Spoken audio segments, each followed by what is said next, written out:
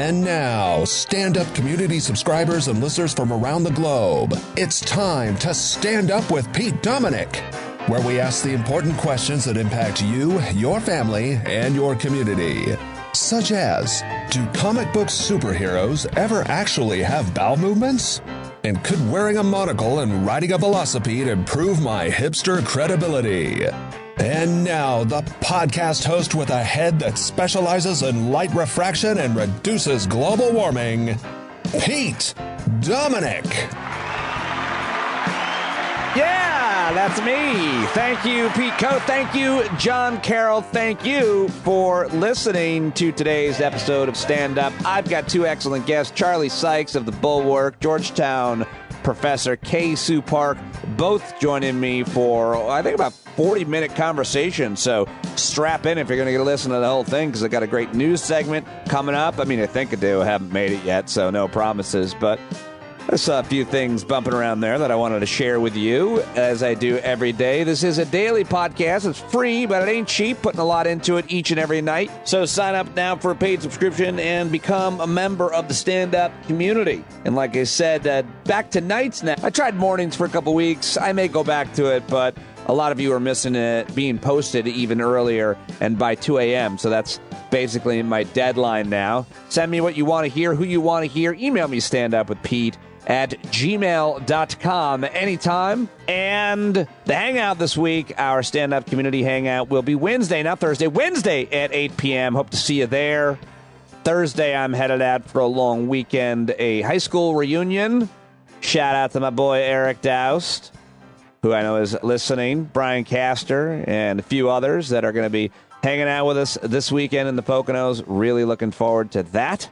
But first, here on the program every day, because it is a daily show, I like to give you an update on everything that happened the day before in the news, all of the most important consequential stories and more. And that's what I call the last 24. Here we go. All right, I want to start with the ladies from The View because I just think this is funny. I love Joy Behar, always have loved Joy Behar. I know Joy Behar. She's always been cool. Her daughter Eve is a longtime listener of the program, and I just thought this was really funny because everybody's making fun of Trump for his speech over the weekend where there was something wrong with his pants. People said they were on backwards. People said he was wearing a diaper. But I just love this interpretation from Joy on The View. And then it gets super awkward with Meghan McCain, and I'm here for it. Oh, okay. Joy, did the pants disturb you as much as apparently they've disturbed everyone else in the country? Well, they make him look, crazy. They make him look crazy. On Fox News, they talk about how Joe Biden is suffering from dementia. Hello? Joe Biden's riding his bike and leading a country quite well. This guy's running around with pants that look like he pooped in them or something. It's weird. And by the way, didn't he steal?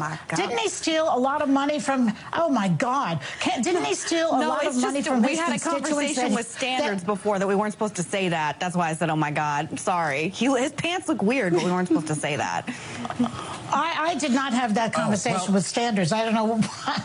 Anyway, the point is that the guy stole so much money from his constituents when he continued. That was so weird. I mean, I love Joy Behar saying that he pooped his pants. I just love those words coming out of her mouth on ABC's The View.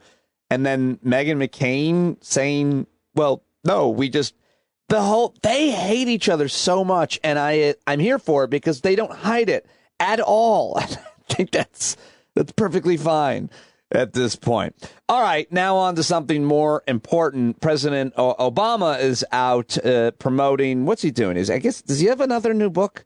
Why is he out giving interviews? He's been giving a lot of interviews lately, and he was on CNN last night with Anderson Cooper. They sat down for a lengthy interview, touched on the former president's reflections on race in America during and after his time in office. I want to give you a quick sampling of that in case you want to hear the whole interview, and I think it sets the tone for the last 24. Pretty good here. Let's take a listen to the Coop Man, keeping him honest on Anderson Cooper 360. What the hell does the 360 mean? Anyway. Looking back, as president, did you tell the story of race in America enough, do you think? Yeah, well, look, I tried. I think I told a lot of stories. You take a look at the speeches I gave in Selma.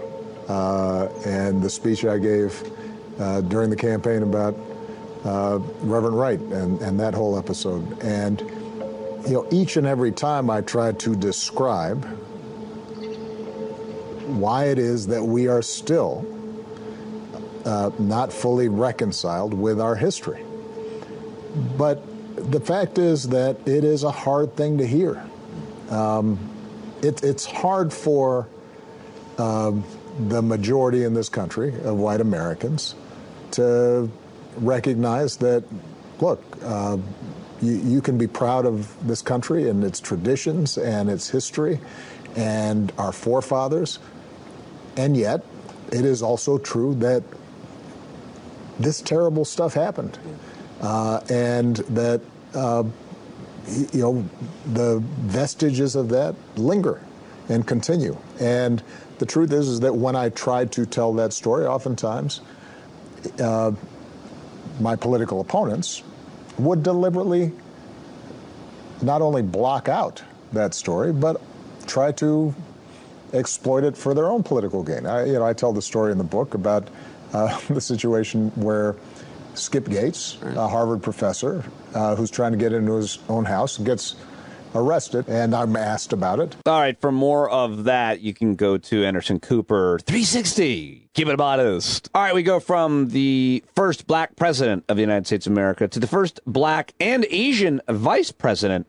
of the United States of America. That's Kamala Harris, who made it to Guatemala. Remember last night I mentioned that she had some issues with her plane, had to turn around, but I guess they fixed it. And she was in Guatemala to meet with the president there during their joint press conference. She said that anyone thinking about making the dangerous trek to the U.S.-Mexico border from Guatemala should not come. Don't come. You're not invited. And I want to emphasize that the goal of our work is to help Guatemalans find hope at home. At the same time, I want to be clear to folks in this region who are thinking about making that dangerous trek to the United States-Mexico border. Do not come. Do not come.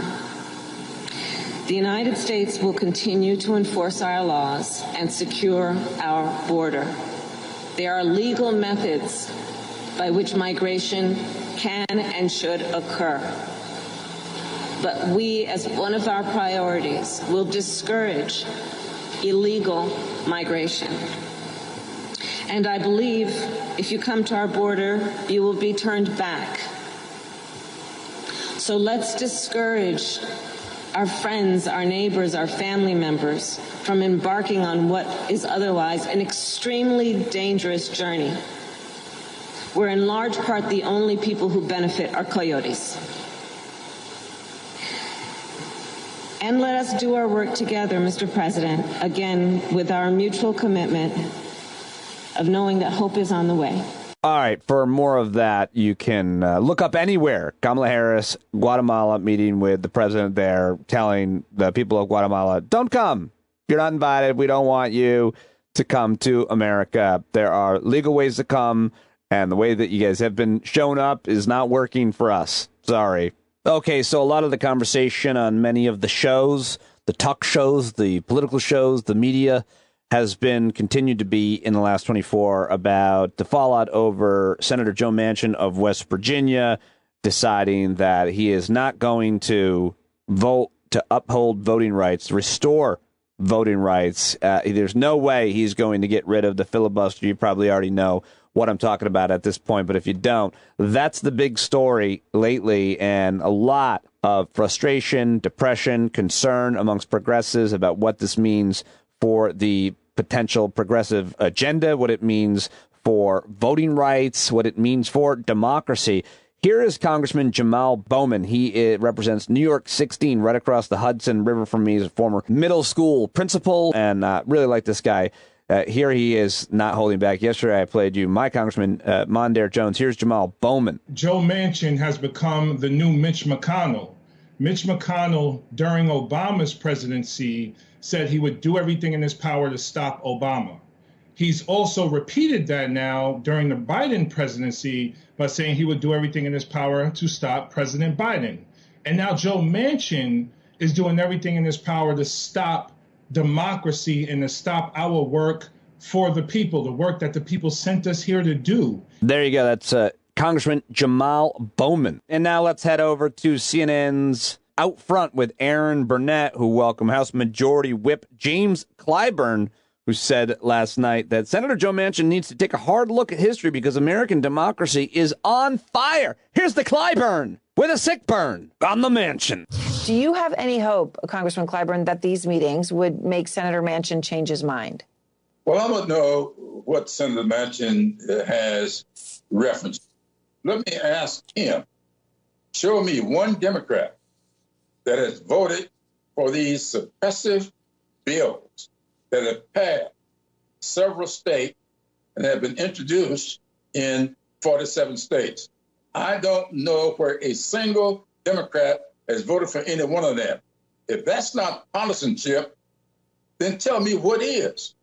So I want to know why it is you think it's so necessary for him to use his authority, his power, to keep people like Ossoff and Warnock from Georgia from casting their votes for a piece of legislation they think will preserve the integrity of their elections. That's what he's doing here. If he's against the For the People Act, then he can vote against it. But that's not what he's doing here. What he's doing here is using a traditional way of suppressing voters and for denying civil rights. I'm here in South Carolina. Strom Thurmond in 1957 set the record for filibustering a 1957 Civil Rights Act, which was nothing more than expressing a policy. And this is what he's trying to protect.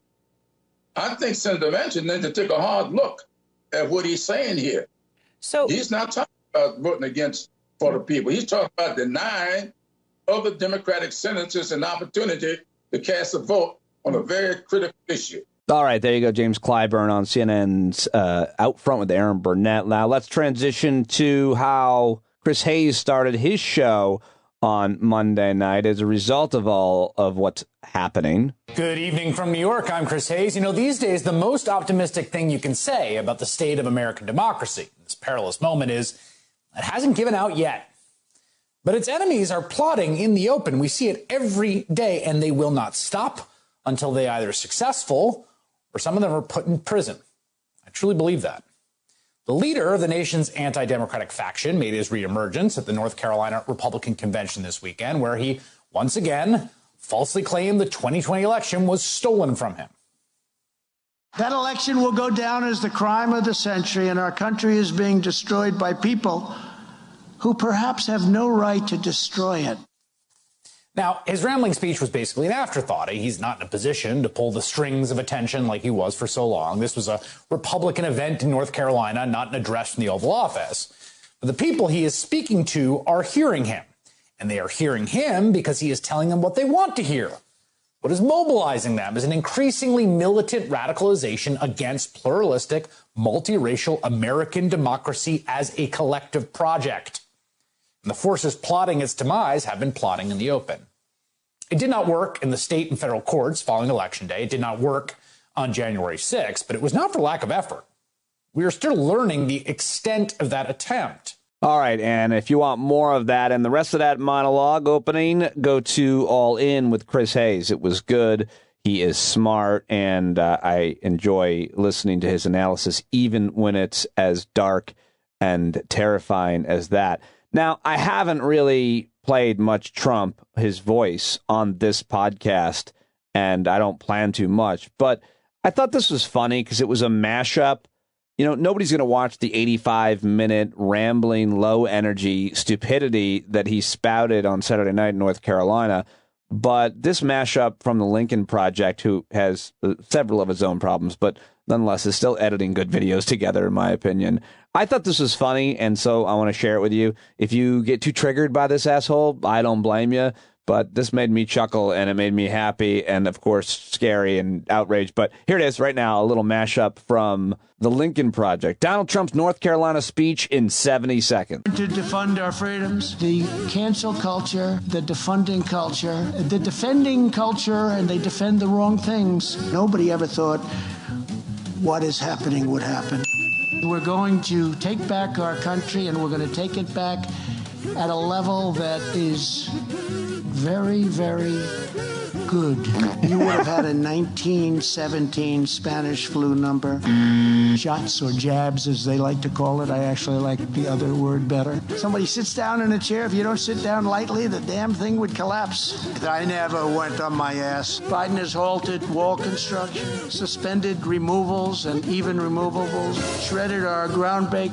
I said, General, I might have to grab you, but I'm not going down under. I think that was a booby trap. Well, when did he do a deal? Oh, did he do another deal? They're going through every deal I've ever done. I am not the one trying to undermine American democracy. I'm the one that's trying to save it.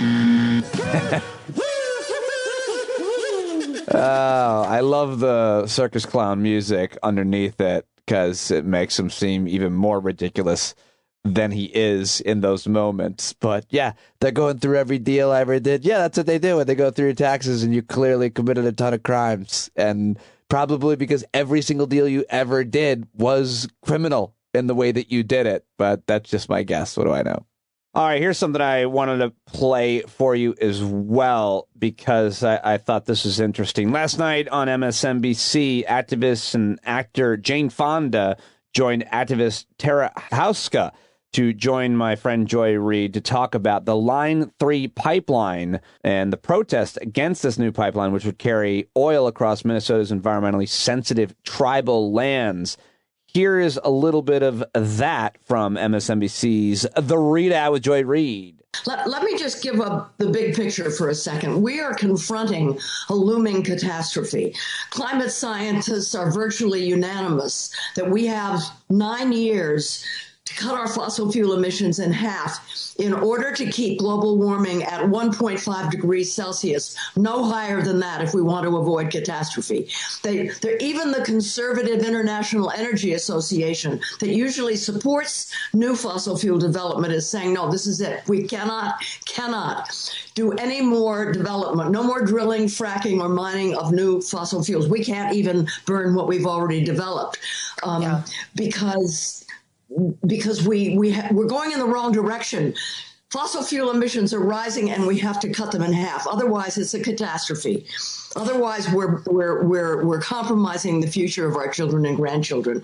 This pipeline would bring double the amount of tar sands oil from Canada, as Tara said, across pristine land underwater that is very, very precious and pure, headwaters of the Mississippi. It has to stop. And President Biden has the power to do that because the permit was given as the Trump administration, the lame duck administration was on its way out, and the proper environmental impact work wasn't done. They haven't really studied the impact this would have on climate, the impact it would have on the water, and of course it flies in the face of environmental justice. 3 things that the Biden administration has said that they are in favor of. There you go, Jane Fonda on The Readout, and also Tara Houska, the native tribal legal expert, and her audio is terrible. She's like in the middle of the protest, but I want to try to get her on and read a lot more about Line 3. Look it up, everybody. Also want to play for you here on The Last 24, because this dropped yesterday. A labor union video went viral on Monday with a 1.5-minute video tribute to President Joe Biden, praising the, quote, scrappy Irishman for his pro-labor agenda, with Twitter users cracking up over the narrator's exuberant New York accent and profanity-laced script. I think you should be able to hear this fine, and I think you're going to like it. It's pretty funny. Take a listen. So, what the hell's been going on in Washington since this new guy took over? We know President Biden's been busy putting Rona on the ropes. You think he had time for other things? Fucking ain't right, he did. Out the gate, Joey B rounded up all the anti-union, anti-worker asshats and told them to pound sand.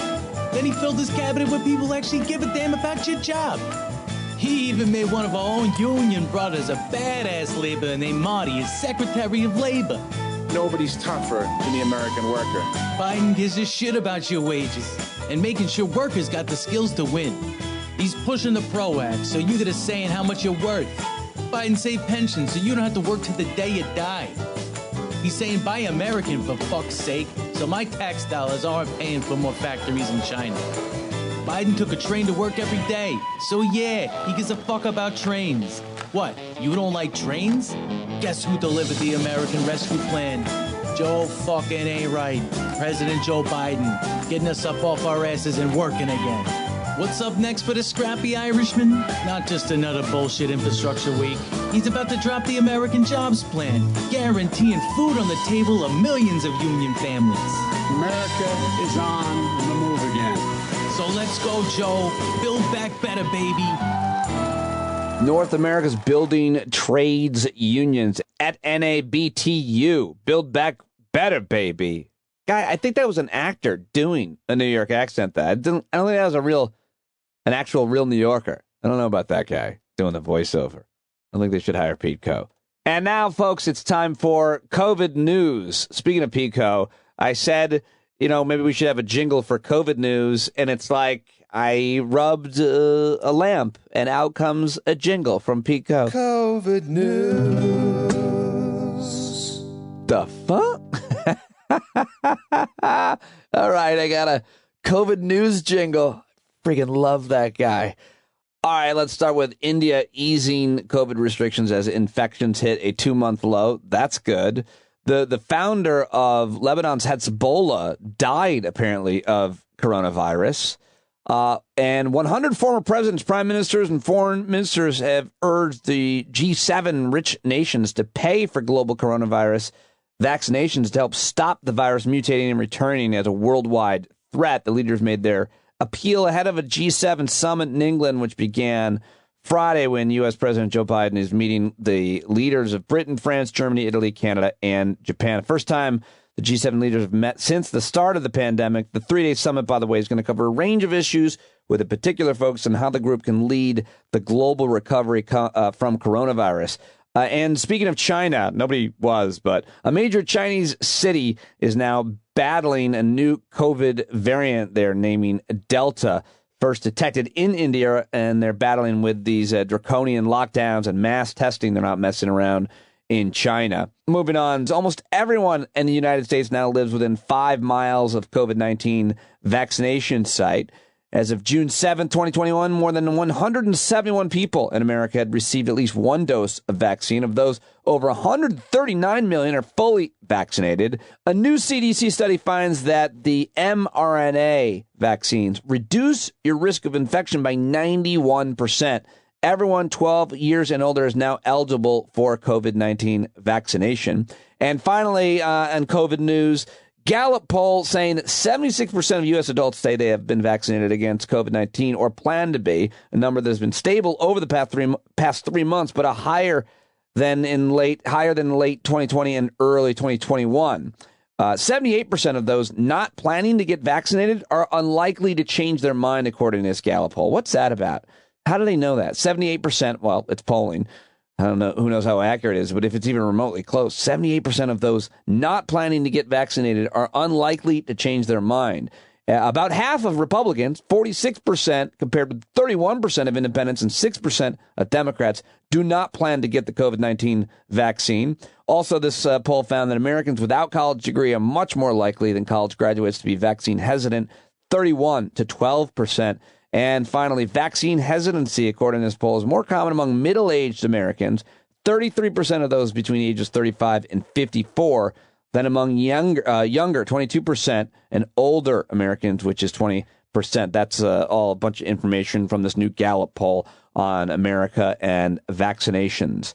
All right, that is your COVID news. Just I don't know if the song is appropriate for the subject matter, but that's maybe why it's funny. All right, speaking of jingles, let's move on to everything else that is news, rapid fire, everything else I saw that I want to share with you. It's time for the news dump. Back to you, Pete Coe.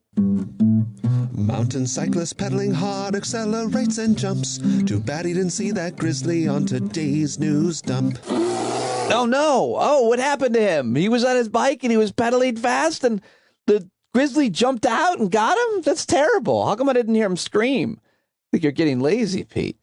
All right. All right, let's get to it. Lots to talk about in tonight's news dump, today's news dump. Starting with a couple weed stories, a couple cannabis stories. The Louisiana State Senate yesterday passed legislation that seeks to decriminalize marijuana in the state. If signed into law, the bill would reduce criminal penalties for possession of marijuana not exceeding 14 grams. How much is that? How much is 14 grams? I feel like that's a handful. In instances where the offender possesses up to that amount, they'll be fined no more than $100. The law would apply to cases where the offender is on their first conviction or any subsequent conviction. And what about the people that are still in prison? And I have a lot of questions about that. But that is what you call progress in Louisiana, where there's a lot of people in that prison. Should reach out to my boy Barksdale and ask him what he thinks about that law and what it means for some of his former clients, current clients. He's a public defender down in New Orleans, if you don't know what I'm talking about. The other story is from the state of Washington, where a state agency charged with overseeing the legal recreational cannabis market is now going to allow licensed retailers to give free marijuana to those who receive a coronavirus vaccine at an in-store vaccination clinic. Wait, I'm confused. Are they having the vaccination clinics in the weed stores? No. In a statement Monday, the Washington State Liquor and Cannabis Board, I want that T-shirt. I want a T-shirt that says Washington State Liquor and Cannabis Board. Who's going to make that and send it to me? Said it would temporarily waive rules to allow legal pot retailers to trade a jab for one pre-rolled joint to anyone receiving a first or second dose of the coronavirus vaccine. That's what I'm talking about, state of Washington. The board said it had received several requests from licensed cannabis dealers to hand out free marijuana in an effort to bolster Washington's vaccination program. Is there really a stoner in Washington who's like, yeah, man, I don't know, man. I'm not sure if I'm going to get vaccinated. What? Free joint? Yeah, let's get over there and get some vaccine. Give me some Moderna juice. Sorry, I don't know what kind of stoner impression that was. The retailers can advertise the giveaways, though they must still abide by strict advertising requirements that limits the way they can sell weed. Okay, moving on. While the Biden administration reportedly found that nearly 4,000 children were separated from their families after the Trump administration enacted its zero-tolerance policy. That should be headlines all over the country. Citing sources familiar with the administration's findings, ABC News reported that more than 3,900 children were separated from their families between July 2017 and January 2021. Around 400 other children were sent back to their home countries. Fewer than 60 families are currently in the process of being united. How shameful, how nightmarish, how evil we are to have allowed that. I mean, we didn't all allow it, but if you're not still outraged about that. In April, it was reported the review by the Biden administration could reveal whether additional families were separated at the border due to the Trump administration's horrific, draconian, just evil policies. The governor of Rhode Island, Daniel McVie, signed legislation Monday banning child marriage in his state in an effort to protect children and prevent exploitation, he said. Wait, what? Banning child marriage? The bill in Rhode Island will eliminate language in Rhode Island law that allowed teens under the age of 18 to obtain marriage licenses under certain circumstances. What? The Associated Press reporting this. Previously, state law had allowed 16-year-olds to marry with permission from a parent or guardian. What kind of children younger than 16 were also able to marry if the family court was notified and a court hearing was conducted? I mean, I don't know what to say about this, Rhode Island, but congratulations. You did it. You made it to 2021, or should I say 1621.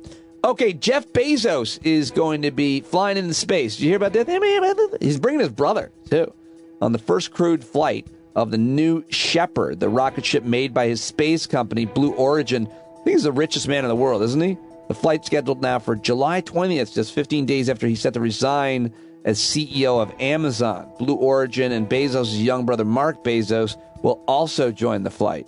I mean, insert any Amazon joke you want right here, but I anticipate this is going to be one that all the late-night comedians are going to have a good time with. And I anticipate jokes about packages. There's going to be jokes about packages and his rocket ship, and maybe his divorce and how much money he has. Anyway, look for them, and I'll try to grab some tomorrow.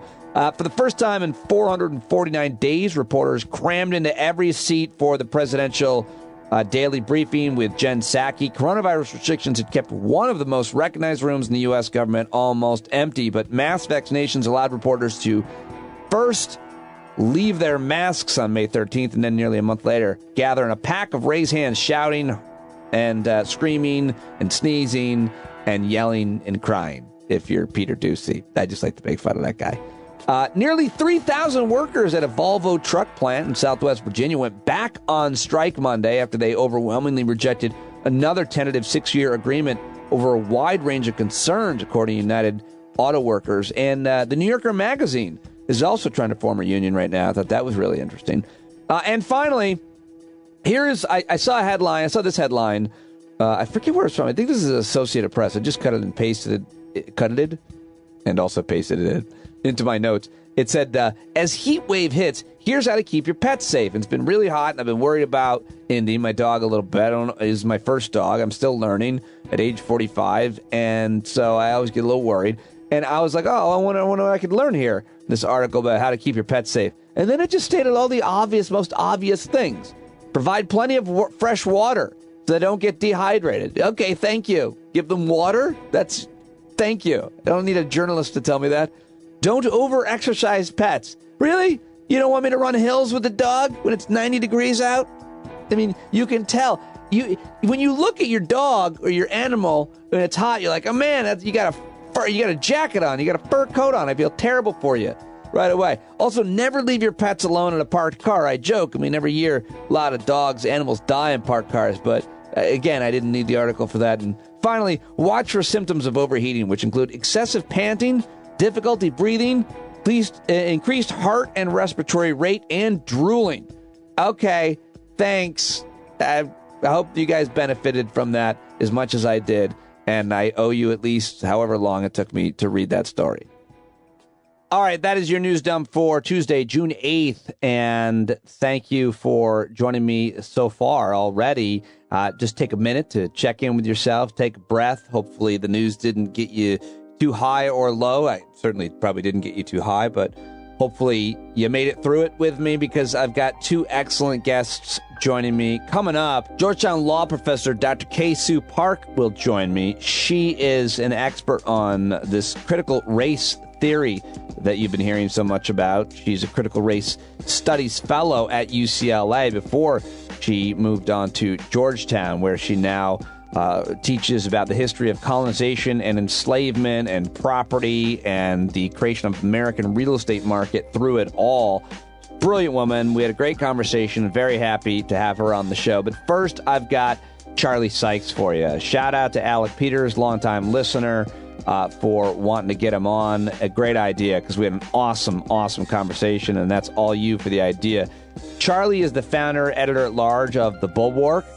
He's the host of the Bulwark Podcast, which you can hear daily. You can see him and read him at MSNBC. He's the author of How the Right Lost Its Mind. Charlie and I had a really thoughtful conversation. I was psyched to get him on the program, and we had a wide-ranging conversation. He took a lot of blame for a lot of what's happened in Wisconsin conservative politics and the conservative movement over his life and career, and it was just an honest, thoughtful conversation, and I really enjoyed it, and I think that you will too. He tweets at Sykes, that's Sykes Charlie, at Sykes Charlie, and here is our conversation on Stand Up right now.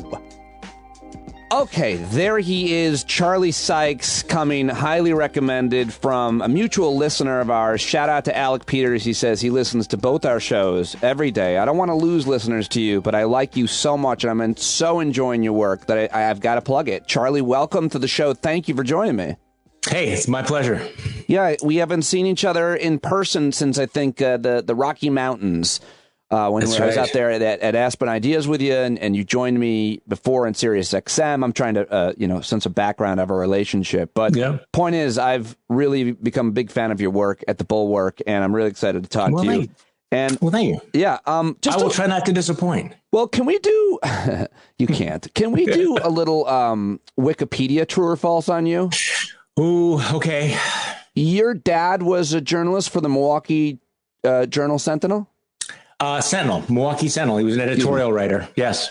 What was that like growing up, having your dad be an editorial writer for that newspaper? What did you have a good relationship with your dad? What influence did it have? Very, very close relationship with my dad.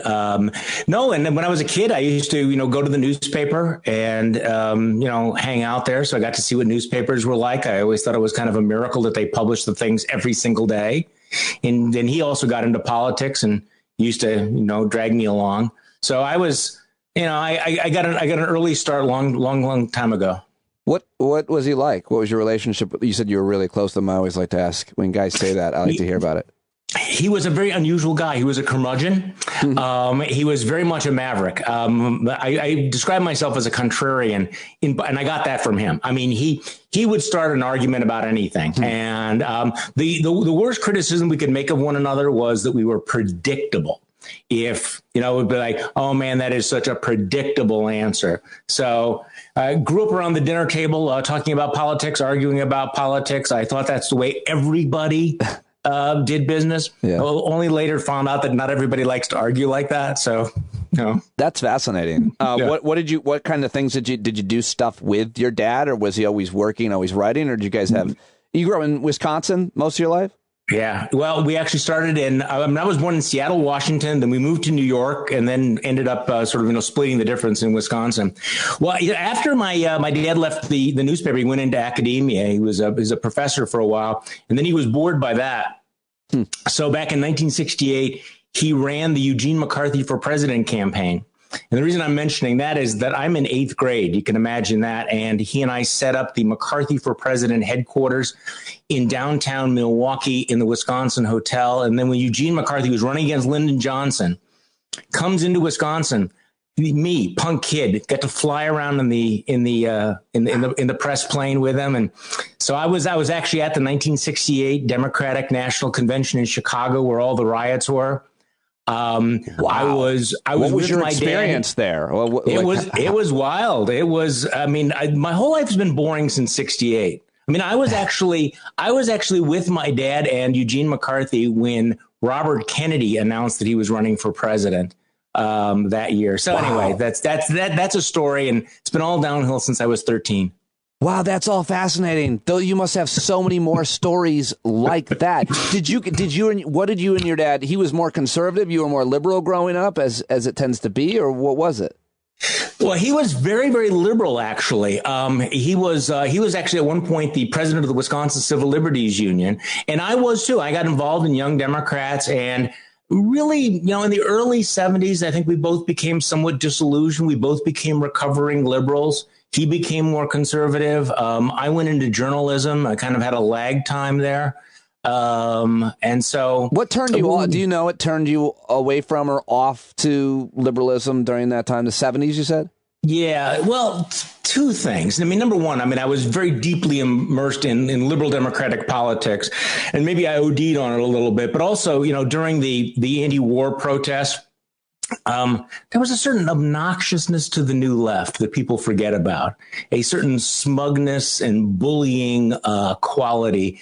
And when they shut down the universities in 1970, that was a turning point for my dad. He was a professor, and they trashed the libraries, and they demanded that all the professors and classes go on strike. And he was a World War II vet, and he just wasn't having that kind of bullshit. And I suppose I was started being disillusioned with that kind of hectoring in your face politics all the time. But I think what really happened was during the 70s, I was a reporter, and I covered city government in Milwaukee, an urban reporter, and covering City Hall. And you look around and you go, these policies just don't work. They're not effective. It's become a politics of what our intention is versus the reality. And being a contrarian, I started thinking, well, what if you're wrong? What if I start to disagree?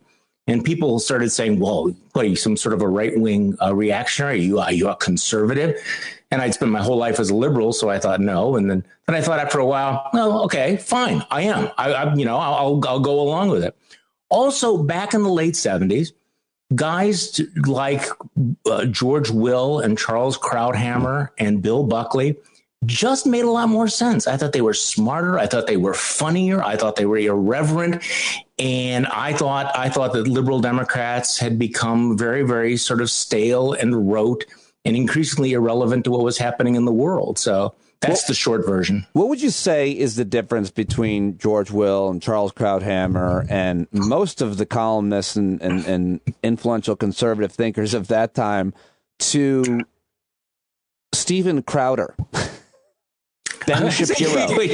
Yeah. See, this is the thing is you laugh when you ask the question because it's like, how did you go from George Will to, Don Bongino? How did you go from Edmund Burke to Ann Coulter? How did we go from Charles Krauthammer to Sean Hannity? Yeah. And you sort of see what's happened to the conservative movement. And you could do it that way. Well, what using them to explain what has happened to the conservative movement, and of course, you can at any time, implicate yourself in terms of your evolution on it. And I know in 2016, according to Wikipedia, but I think I just knew this, you of course didn't vote for Trump. You weren't a Trump supporter, and I really want to talk about how that affected your career in media. But just back to that original point, like using those columnists, those conservative thinkers, the Buckleys, the Krauthammers, if you will.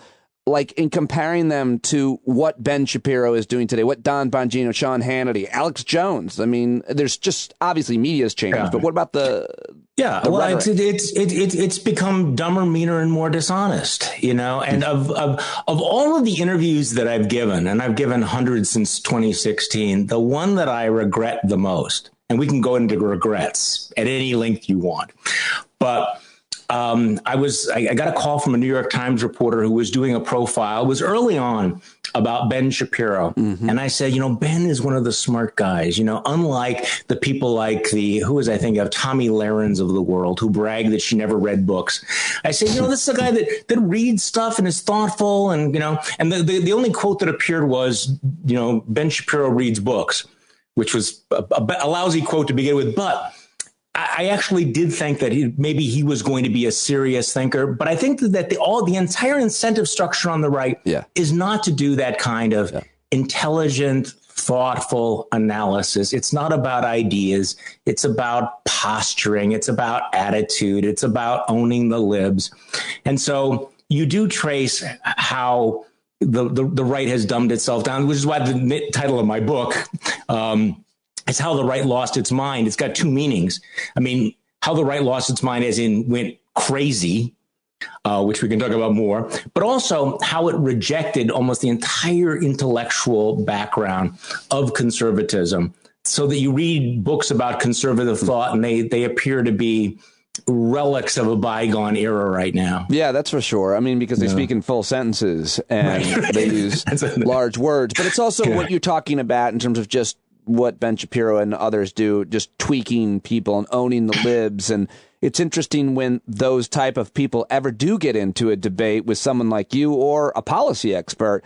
I'm not going to say they crumble, but it's a completely different conversation than the one they're having when it's like-minded. I mean, that's true of all media, but I just feel like their intellectual heft kind of crumbles at that. But let's go back to your regrets. I mean, this guy I mentioned at the top, Alec Peters, says, I love when Charlie Sykes, whose podcast I listen to every day, talks about what he thinks he did wrong and what his regrets are. And I think that is such a profoundly important thing for all of us to do, especially men, influential people who've been around or in media for a long time or anywhere else. That's tough to do. I respect that. Well, it is, which is why I actually do cut slack to people who are reluctant to break with the tribe, because, for me, there came a moment where I had to say, if I go in this direction, I'm essentially saying that maybe I was wrong about the last 20 years of my life. What? Hold on that point. Hold on that point. What does that mean? Because I've thought about that a lot myself. What would it mean if everything I've been thinking or believing or learning or even saying, people shouldn't be listening too much to what I'm saying, but what does it mean? What did that? How do you look back at 20 years and like? It's hard. No, it's, I mean, the obvious things are all the friendships and the ties you've made and the career options you made, decisions you've made. That's actually easier than saying, what if I've been wrong for 20 years? What if what I thought the meaning of my life was my professional contribution is fundamentally flawed? Because that's the tough part. And I remember for years thinking, okay, I'm not sure that I'm right about this, but this is the path I've chosen. This is who I am, and this is it. And then later when, okay, well, maybe not. Maybe, what's the point of doing this if you don't change your mind when circumstances change? And I don't think I was wrong about everything. I look back at the books I've written, and I think that most of them stand up pretty well. There are some of them that I would not have written the same way, but I think, I started off writing critiques of higher education, which I think hold up pretty well. I did a book back in 1992 called A Nation of Victims, how everybody was claiming that they were a victim. That I think's held up pretty well. I didn't see that conservatives would do it as well. But I wrote a book about the death of privacy, but I think back on the hyper-partisan tribalism that I got sucked into, the times when I was I had my own conservative radio show in Milwaukee for 23 years. Yeah, I read that. I was looking at the dates. I was like, I can't do math, but I knew it was around 20 years. Could he host a radio show for 20 years? Because I hosted a radio show for 14 years, so I have some perspective as to what that's like, but different when it's that type of radio too. Like it was morning, or it was talk radio every day, 5 days a week for 23 years. I mean, who did that make you, by the way, in your community? You must have been pretty famous. Must be. Well, and obviously played a role in what happened to Wisconsin politics, and in terms of advancing the careers of people who have turned out to be very, very disappointing. We're part of, and I'm sorry, I'm not going to use the royal we here. I was part of the transformation of Wisconsin from a deep blue state to a red state, and what happened, and then a lot of that was deeply, was deeply satisfying, and I thought we were headed in the right direction until 2016, when you look around and go, okay, I thought I knew who these guys were. I thought I knew what you guys believed. But does that kind of gig, I'm just assuming that that gig for 23 years, that radio gig, also came with a shitload of money. I'm just assuming that. And the thing is, when you're making money for what you're saying in the radio, and why you're making that makes it much different. I mean, that's true of any person in their job that says, I think what I'm doing maybe is wrong, but I'm making such good money selling tobacco products. Like, did you feel conflicted because it was a very lucrative gig, or am I just making assumptions about how much you made there, and that was probably a factor? Well, let me just go back. I mean, one of the things that you hear occasionally is that, okay, well, now that you're anti-Trump, you sold out. You went for the big bucks, at MSNBC. Look, I will tell you, I took an 80% pay cut. So in terms of selling out, it's like, okay, you be you, but let's do the math here. No, it was not the same. Well, that's why I've always respected you, because I'd heard you say that, but it's certainly my assumption. It's certainly the trend in media where the guys who were honest and principled lost their career, as Bruce Bartlett, you mentioned this earlier, talked about, their friends. You lost everything. You didn't sell out. You actually lost everything. I mean, everything. And so, but I will tell you, I guess I was less, obviously I was less motivated by money when I think back on all of that. What you get hooked on is the influence, the fact that, hey, I can determine who a United States senator is. I can determine who gets to be a Supreme Court justice and stuff like that. But that's dangerous too, because what? Ultimately, we should be commentators, and writers, thinkers who should write about what's true, what we actually think. And once you prostitute yourself by putting somebody else's career first, and I remember thinking back there to say, how many hours have I devoted to advancing this person's campaign as opposed to, I don't know, going back to my roots and like, what do I actually think about this? What are the right things? So I kind of had two lives. I would write the books on the side, and I would do the radio show. And in Wisconsin, partisan politics became very intense. And part of my regret was getting sucked into that. But I understand how it happens. I understand that pull for the tribe. It's just that I had a point where I can't go there. I can't cross that red line. I am not going along with the guy who just came down that golden escalator. Was there anything, and if you've written about this and talked about it at length, forgive me, but was there a specific moment, a characteristic, or were you just right away like, that's the guy from The Apprentice? He's an insane person. He's, Donald Trump, the tabloid darling of New York City. He's a creep. He's horrible to women and blah. I mean, you already knew all that, or was there a moment where you're like, oh dear, I can't go down this escalator? No. There was never a moment. There was never any doubt. There was never any hand wringing about this. And most of our listeners and most Republicans in Wisconsin saw the same thing. This was the surprising thing. You remember he lost the Wisconsin primary badly, in part because we in Wisconsin, didn't have the same media ecosystem, and so. Up until the middle of 2016, I was still, like this with my audience. I mean, they had the same approach. Every elected official in Wisconsin agreed with what I was saying, what I was doing. There was no difference. One of my closest friends was Paul Ryan. Governor Scott Walker campaigned hard against Trump at the time. I thought Ron Johnson was a reasonable human being. Okay, this shows how naive I was, but or things changed. But by the middle of the year, people started to shift over. And it was like, well, you're getting on the train, right? Because this is what we do. And I'm like, no, it's Donald Trump. If we thought he was this dishonest, chronic liar, con man clown in April, how in July do we think we should make him president of the United States? Right. I could not make that mental transition. Getting just back one more time to regrets. I find that fascinating. Was there a person that you campaigned for? Was there a policy that maybe you supported and repeated over and sold to your audience? Was there specifics that you look back and say, oof, shouldn't have done that? Yeah, I do. And it's a relatively long list, but there are some things that stand. I mean, a lot of the things are like the ideas. I mean, Donald Trump and Trumpism do not discredit all conservative ideas about government, et cetera. What they do discredit is the conservative movement in the Republican Party. I regret. Specifically, there was a videotape that I played, an audio tape that I played about government dependency. I had a book called A Nation of Moochers. And somebody sent me an audio tape that said, this is perfect. This is what you are saying about taxpayer dollars. It was a really serious error in judgment on my part to play that. I look back on that and I think that is thoroughly deplorable. But in the game of who do you most regret supporting? At every event I've ever been at, I win. Because people will come up with, well, I supported this person, or I supported Elise Stefanik, or I said, I have the ultimate card. Uh-oh. I supported Sheriff David Clark.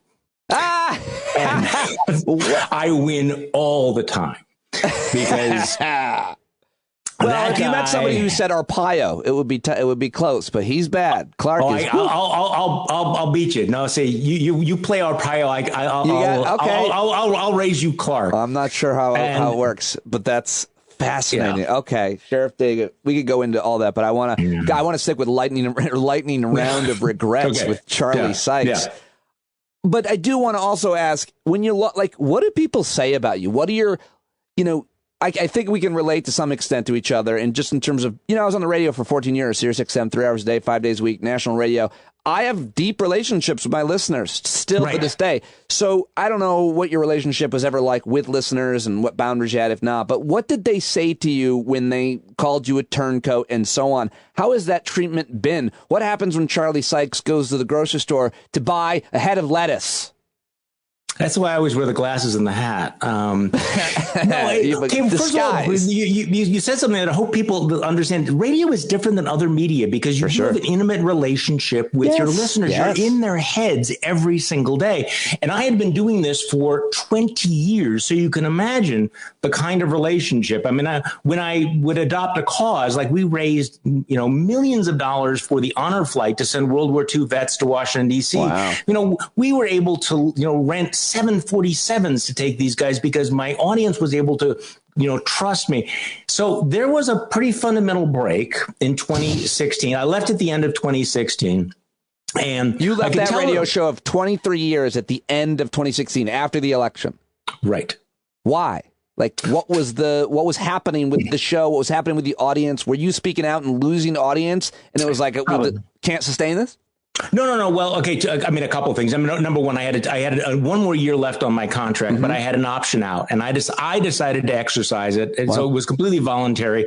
And I had this great, exit where, Ron Johnson and Scott Walker and Paul Ryan all came in and said goodbye and all that stuff. So things were still very, very friendly. But, I could see that the audience was going in a different direction. And I saw the writing on the wall. Also, I'd reached the age at which my father had died very, very young. And I always had in my mind, I had circled this year and said, if I was ever going to make a change, it was going to be then, because that number was very significant to me. And so people have said, well, you did it because of Trump. And the answer is yes and no.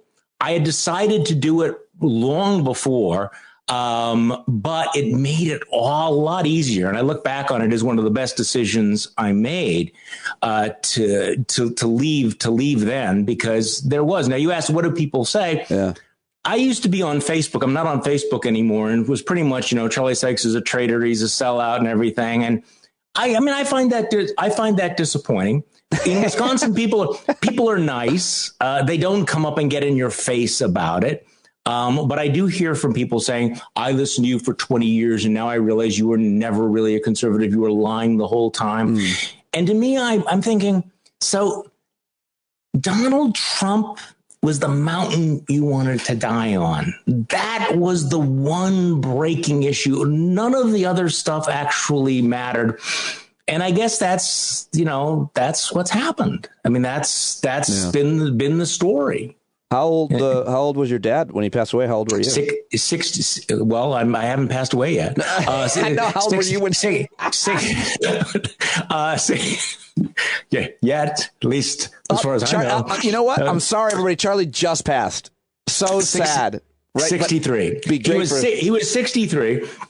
And it's interesting because when I was about 30 at the time, and somebody wrote me a letter. Actually, my father was Senator William Proxmire's biographer.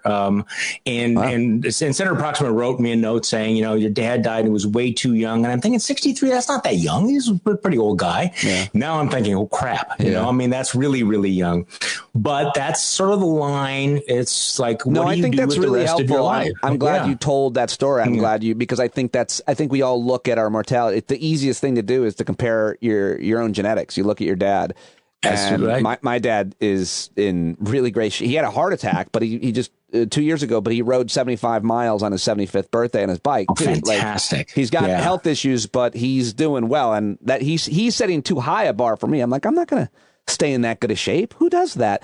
But we do that. And I think it's important that you mention that and share that, and that you made those choices because of it. Because how old are your kids now?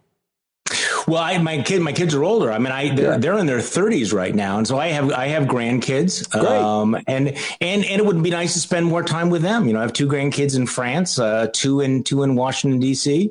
Of the 4, do any of them think you're a sellout and a traitor? Your grandkids? Not so far. No.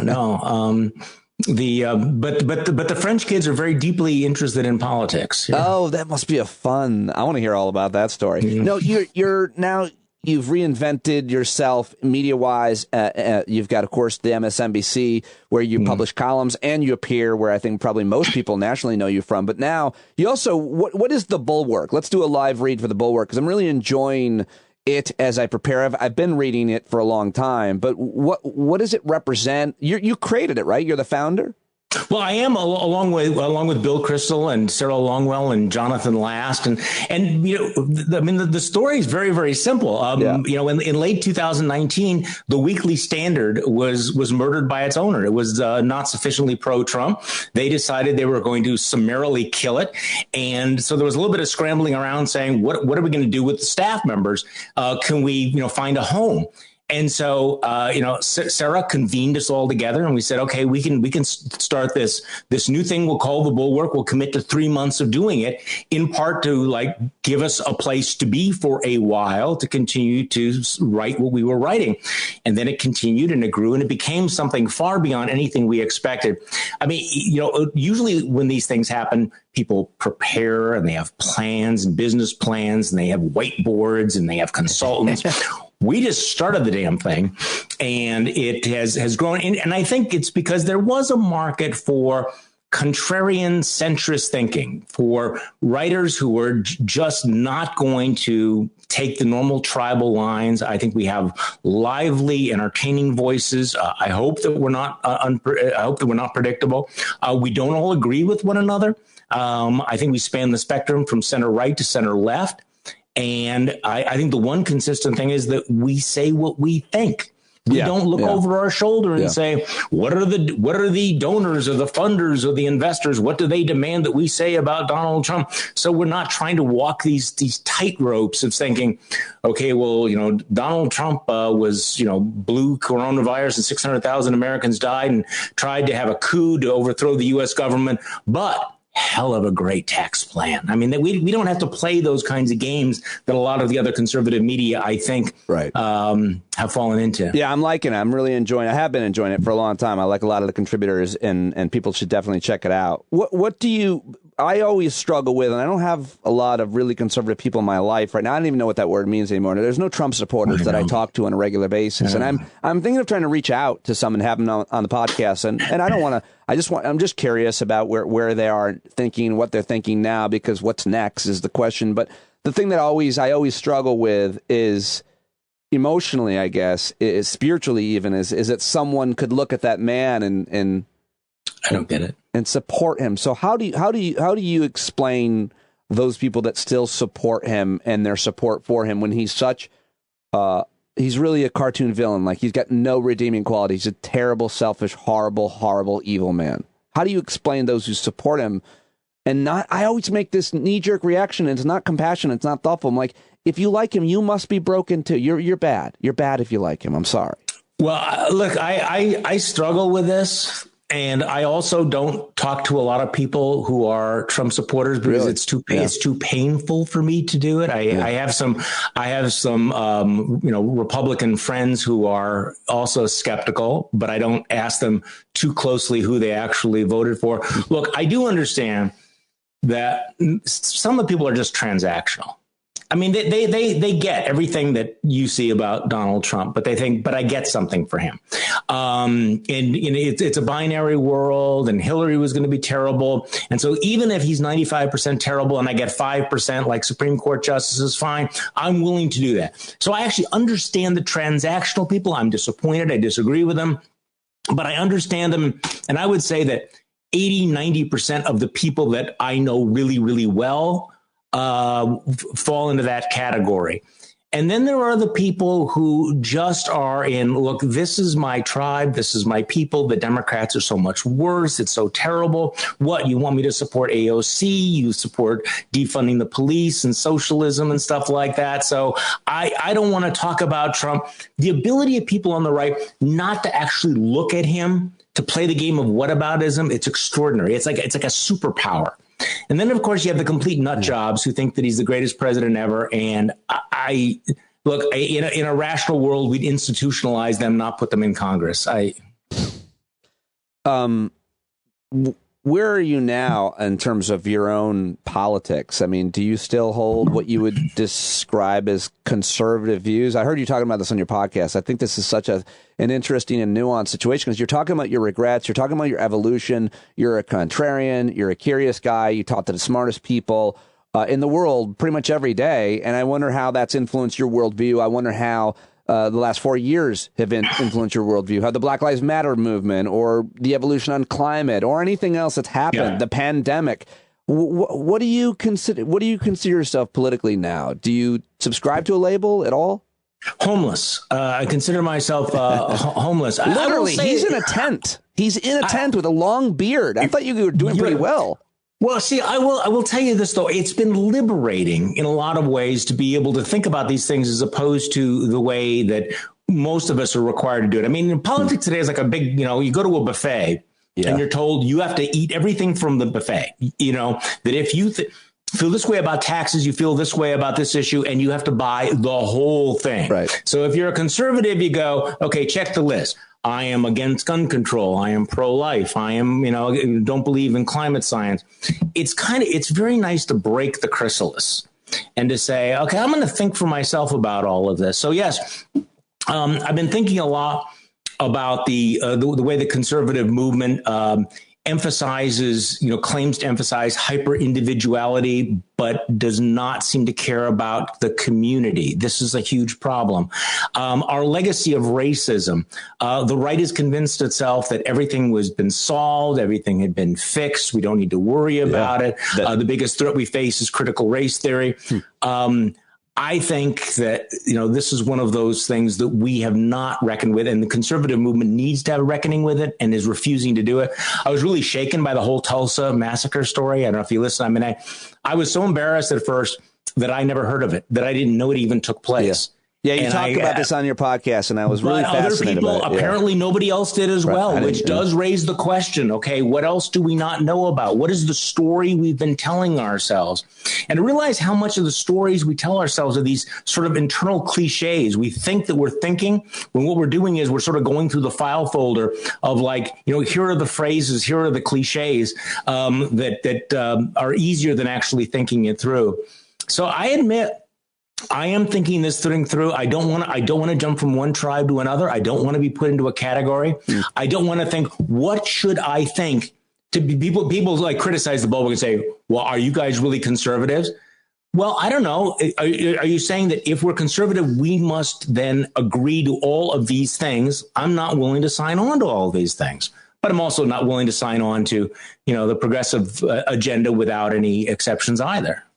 There's so many other questions I want to ask you about policy, but there's one I definitely obviously want to just spend a few minutes on to get your take, because I feel like there's one issue that's more important than everything else now. I mean, personally, I think a lot about climate and the future of energy, and have for years have been interviewing those experts. I think about race. I think about gender equity, women's reproductive rights, and all of those things.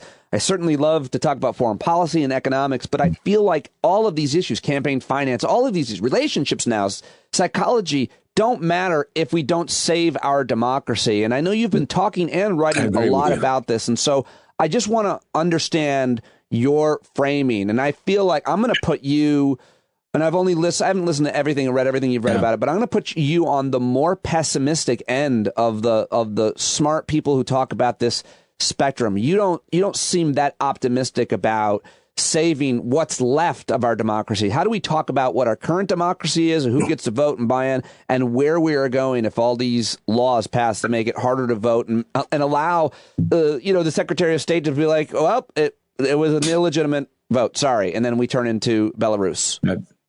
Well, okay, I want to make a distinction between optimism and hope. I mean, optimism is just assuming that everything's going to be fine here. And I'm not optimistic because I don't think this thing will, on its own, is going to work out well. On the other hand, you can be hopeful if you do the right things, make the right decisions. And I think that, in terms of, I'm not just simply doom and gloom. What I am, though, is a little bit alarmist, because I think the threat is real. I mean, number one, we are not immune from history. Democracies do die. There's no reason to believe, and I don't think the founding fathers believed, that America was somehow exempt from that phenomenon. I do think this is an existential threat. I think we saw this with what Trump did after the 2020 election with January 6th. I think that that's an ongoing threat. I am extremely concerned about the way in which the delegitimizing of our democracy has become central to Trump's politics and therefore central to the Republican Party politics. And all of the pundits talk about, well, does this help or hurt the Republicans? I don't care at this point. It hurts America. It hurts the country. It will have a long-standing damage to this country that we recognized up until 5 minutes ago, which is why people even like Richard Nixon and Al Gore did the gracious thing when they lost an election. They knew they could contest it, but they knew that it would do lasting damage to our democracy. Those are examples of graciousness. Donald Trump doesn't give a shit about all of that. And so the damage is very real. And the Republican failure to stand up for democracy and push back against the big lie is disturbing. And you mentioned these other things. I'm more concerned about the willingness of the Republican Party to have state legislatures and other officials overturn an election than I am about the details of the timing of the ballots and the drop boxes and everything. Because what you're seeing is this willingness to say, that we may see in 2024, where Joe Biden may win by 7 million, 8 million votes, may win decisively in the Electoral College, but Republicans do what they failed to do this last time, get the legislatures to overturn the popular vote and steal the election. And they will rationalize it in their own heads, not as stealing the election, but as stealing it back. Because once you've convinced yourself that the other side has done something corrupt and dishonest, it gives you then license to do dishonest, corrupt things. And this is really damaging. All of those officials that did the right thing are being booed, are being censured, are being thrown out of office. I mean, think about it. I'm sorry, this is a longer answer, but this is why I am alarmed about it. How would 2020 have been different? If the governor and secretary of state in Georgia had decided, we're going to flip the state. If the governor of Arizona had decided he was going to flip the state, what would happen if the Republican legislature in Michigan or Pennsylvania decided to become more Trumpian? What would have happened if Mike Pence on January 6th would have gone along with Donald Trump and refused to count the Electoral College votes? We were this close to a constitutional crisis. We averted it. But that should be a warning. It wasn't a victory. Well, I'll put you down for alarmist. I think that's a really good word to describe it. And I think that you just rang that bell by painting a frightening scenario. But what keeps the crazy going? Meaning these things, these grievances that you're talking about that a lot of them really believe, obviously the big lie. But what fuels it? So you've got obviously Donald Trump and gratefully he's been muzzled. I'm for all of that, kicking him off of all of these platforms and so on. But you also have MyPillow, Mike Flynn, and like we talked about earlier, some of these other conservative commentators. But the difference, Charlie, to me is, Sidney Powell, Rudy Giuliani is coming up with these crazy theories and just making stuff up about whatever it is. And they're fueling that crazy and that narrative. And I guess I cling to some kind of hope that will end with Trump somehow not being able to, or MyPillow guy, or them just being proved wrong enough times and he's not reinstated in August. Will you be taking August off, or do you think he'll be reinstated? You wrote a great piece at MSNBC about this. Yeah, I think it's very unlikely that he's going to be reinstated in August. I don't know quite how that works. That's why I use the phrase the doom loop of crazy, and that what you're seeing here. And I think it's going to exist past Donald Trump himself when he leaves the scene. And the doom loop basically is these crazy ideas that are, on the far edges of the fever swamp that usually would just have stayed there. You might have seen them on, 4chan or something. Now they, are then amplified by people like Sidney Powell or MyPillow guy, who is crazy, who should not be allowed in polite society, but the president of the United States is believing him. And then he starts talking about it. And the worst part of it is not that Donald Trump might believe that he's going to be reinstated. It's that you have tens of millions of people who believe it. You have 53% of Republicans who think he's the legitimate president. So you have that loop. How do you end that loop, especially when there's an alternative reality? Now, what it would take would be for people on Fox News, for my good friend Paul Ryan, who's on the board of Fox, to say, listen, we have to draw the line. We cannot undermine democracy like this. To have Fox News stand up, to have Republicans stand up and say this is a lie, we can't do this. Let's break this cycle. But they're not willing to do it. And let's face it, we've become addicted to this. It's like meth. And people are looking for the bigger hit, and they want the hit. They want the secret knowledge. There are the grifters out there. There are the entrepreneurs out there. And this is the way that they get the clicks. This is the way they raise their money. This is the way they build their lists and everything.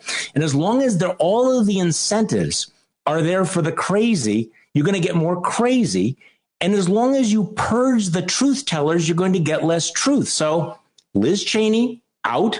Marjorie Taylor Greene raised, $4 million in the first quarter. I mean, that tells you what the incentive structure in the Republican Party is right now. All right, last question. What will it take? What can Democrats or Joe Biden do to curb the lunacy, the doom loop? Because one argument that I certainly subscribe to is make a material difference in people's lives by passing certain pieces of legislation. I'm not sure what that is, if they've done some good things, if people, I saw some analysis that people don't even connect Joe Biden to the money they've gotten through the last bill. But what can Democrats and Joe Biden and his administration do to curb the doom and somehow, prevent the worst of it? Well, first of all, they can only control what they can control, and they can't control this. So that's you start with that. First thing is, do no harm, do not screw up, get it right. Change people's lives, get the economy right, get the coronavirus right, get the pandemic right. Those are the key things. Keep the crazy in close confines. Don't play to the worst stereotypes. Yes, sitting around the MSNBC green room, we can talk about how defund the police really doesn't mean defund the police. What it really means is no. Defund the police is toxic for Democrats in swing districts. So get it right, get the economy right, get the pandemic right, keep the crazy under control. Those are the things you can control. And in politics, success can be successful, but we are not anywhere close to being out of the woods here. The fever is not, we're not near seeing the fever breaking. I'll leave it there with you. I want to talk to you again. I have so many more questions. I really appreciate it. I love the podcast. I love the newsletter, thebulwark.com, all the links to Charlie's work in the show notes. Charlie, a pleasure to talk to you again. Thank you so much for joining me. I really enjoyed it. Hey, it's been a lot of fun. Yeah, I think it has. I think it has been a lot of fun. I really enjoyed that. And thanks again to Alec for suggesting it. And that was awesome. At Sykes Charlie. And if you like that, let me know. And I'd love to get him back on. And we could have a conversation from time to time. How about that? Okay, next guest is an academic, a scholar, and we had, I saw her, I found her work, I was just on YouTube searching critical race theory, and after I got through a whole bunch of crazy right-wingers, I finally found an academic, scholarly, expert conversation on the issue and the origin and the study. And her name is Dr. Kay-Sue Park. She's a PhD, and she's at Georgetown. She went to Cornell. She went to University of Cambridge. She went to Harvard and California, Berkeley. And her scholarship now examines the development of American property law and the creation of the American real estate market through the histories of colonization and enslavement.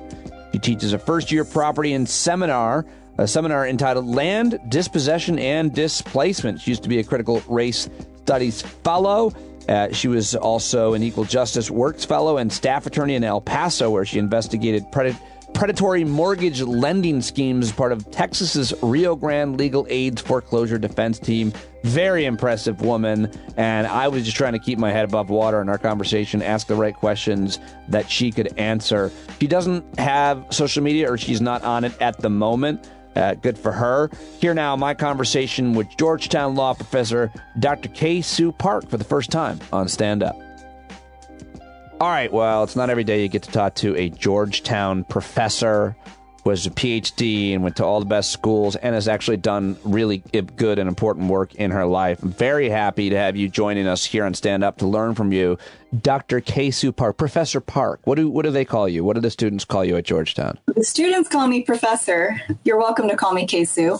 Well, I am happy to just be able to have you to ask questions too, because I think what you are an expert on or have been studying and teaching is the most important stuff. And what you know is so undercovered in a way. And I want to ask a lot about your scholarship. But first, just a kind of somewhat personal question, which is how did you get into this work? What was interesting to you about, law school or the legal world? Like, who are you as a teenager and in your late teens? I'm raising daughters, and I just wonder when did you start getting interested in the subject matter you're now pretty much an expert on? Thanks so much for that question, Pete. It's a big one. That's a lot of time to cover. When I was a kid, I guess I just really loved to read.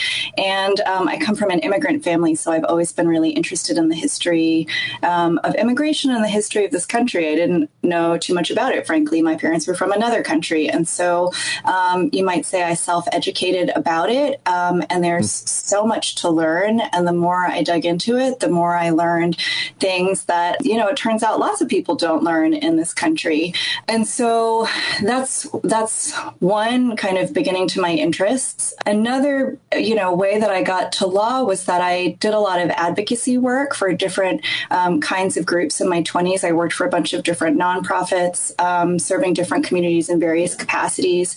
And all of them were facing legal issues. And I really enjoyed being an advocate. And I thought I would like to go to court and argue for them. And that turned out to be true. So I decided to go to law school.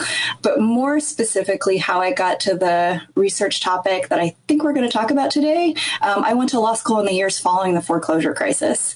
And there was just so much work to do. There was so much work to do. And at the same time, I was doing research for my dissertation and reading about the long history of America. So, of course, I was super interested in all the early mentions of foreclosures in the history of the country at the same time that I was going and trying to help people fight foreclosures of their homes. And so those two things really came together for me in those years, I would say. And that's how I ended up writing about what I do now. Yeah. So what did you do? Where was it? In Texas or on the border issues about property? I mean, you worked for a really interesting nonprofit and helped a lot of folks out who were just getting absolutely screwed by the predatory lending. What industry do we call it? The mortgage industry? It has to do with taxes. It's a little bit confusing, and I'm intimidated by the subject matter, but I know that people were getting screwed by the banks when it came time to buying or owning a home, and you worked to help those folks, which is really important. You actually did that work. What was it? What was the issue?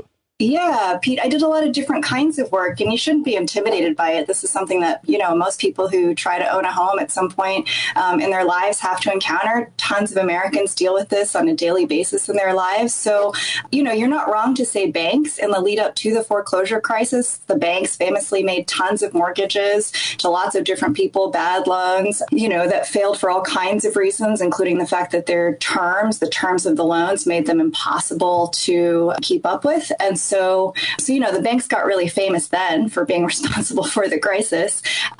Could I stop you for 1 second just to ask I want to know what your answer is too, because I've been arguing about this for years. What do you say to the critics who say, well, these people shouldn't have bought homes they couldn't afford or couldn't make payments on. They should have been more responsible, which includes my wife and I, by the way. We got approved for what was it called, income check. But what do you say to, well, they should have been more responsible, not bought the homes in the first place? Yeah, a lot of research has come out since the years of the foreclosure crisis that shows that, although everything got blamed on poor borrowers of color at the time for supposedly taking out mortgages they shouldn't have been taking out, that actually middle income borrowers who were white and upper middle class borrowers were just as responsible. There were as many of their loans that crashed, mostly on second and third homes. There was just a frenzy to make mortgage loans. People were just dying to lend, dying to create these mortgages, dying to sell property, and they created all kinds of conditions to be able to do that, including lying to people and hiding terms of really predatory types of mortgages and having these mortgages that were, as you're describing, had no conditions on them, that were really pretty structurally dangerous in terms of risk from a lender's perspective. So, so this is really industry driven. How much of what they were doing, the mortgage industry, that ended up being, as you're calling it, the foreclosure industry, was it legal? That they were allowed to do it because they changed the laws. Government changed the laws to allow banks to be able to do these things, and how much of it was illegal? Yeah, a lot of it was legal. A very huge amount of it was legal. And a lot of predatory mortgage lending today continues to be legal. Right. I think you're describing, a confluence of a lot of different kinds of legal regimes that regulate what borrowers can do, that regulate what lenders can do, what these big institutions do, what credit rating agencies can do. There's regulations all the way down the line. And in this case, you have a perfect storm of a lack of regulation on all levels leading to disaster, basically. Yeah. Let's just talk a little bit about how you discovered like the history of property law in this country and where it was influenced by and indigenous communities. I mean, like I like to listen to you. I've been prepping so much to talk to you. I mean, I discovered you on, some kind of a panel. I think it was Villanova University talking about this. And you talked about how much you learned when you were studying. And I think this stuff is so undercovered that I was like, I've got to talk to this woman. I've never heard anybody talking about the history of property ownership in this way. And I really want to just ask you about that before, of course, we get to the critical race theory component, which this is influenced by, I think it's fair to say. Well, where do you start? Like, what are some things that you learned about the history of property ownership in America that most people, I think, don't know? Well, I would say the entire colonial period. Most people don't study that so much when they think about, how did land come to be such an important commodity here? How did the United States come into possession of this land to begin with? I mean, by the time the United States was created, it certainly wasn't in possession of most of this land. It didn't even have complete hold of all the territories east of the Appalachians. So this is a huge project to absorb as much land as constitutes the United States in, after the U.S. is created, like less than 100 years, taken all of that land out to the Pacific. Before that, there was also a big process of taking lands from Native nations. And a lot of it was, done through violence that people are familiar with, wars. But a lot of it, as people also know, is transactional, was purchased, pretty crappy purchases, trinkets for homelands, a lot of misunderstanding, a lot of miscommunication. It seems reasonable that people had no understanding that in exchange of a few goods meant alienating them from their homelands forever. And what I try to show is that this was a pretty new idea anywhere in the world. It was a pretty new idea anywhere in the world to be able to just buy and alienate land from people who'd lived on it forever in this way. And it was, without a doubt, something that came out of the process of colonization. The intention was to come and take stuff. So that's what happened. And a lot of different legal instruments that we know today, things like the mortgage foreclosure, became an instrument of that kind of extraction. Yeah, so much to learn about that period that when I started learning about your work, I started looking that up. I was like, wow, this is crazy where the influences came from and how it was practiced. And, you can fast forward all the way through American history to see how property ownership and laws around it, from lending to, where people can live, to homeowners associations, it's all part of what is happening right now in America on the issue of race, for sure. Where's a good place to pick up in terms of trying to understand the last, I don't know what time frame you want to look at, and how, for example, we live the way that we do now in suburbs, the way cities are divided. You hear often about redlining, but it's so much more than that, Professor. Where's a good place to pick up or point to make that can help us understand the injustice that has played out for certain communities and not others? I mean, there's a lot to cover, as you say, and I don't know that I think there's a single place to start. It depends on how much time you have, how interested you are in it.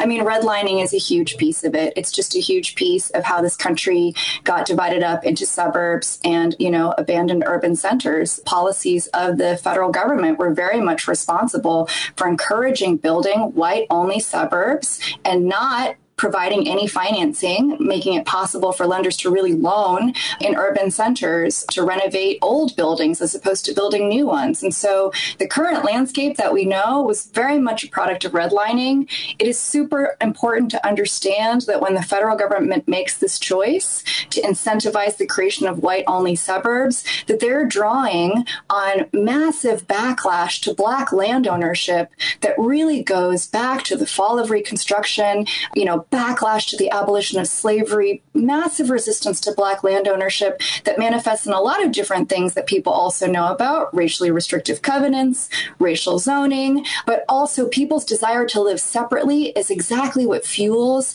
the purchase of homes in white suburbs. The federal government is quite explicitly drawing on the capital of the desire to live in racially segregated areas like this. I always wonder about how overt those ideas were and policies were passed, because as time goes on, the racism and discrimination becomes more subtle in the way that it's done, obviously, but it's still massively impactful and on purpose.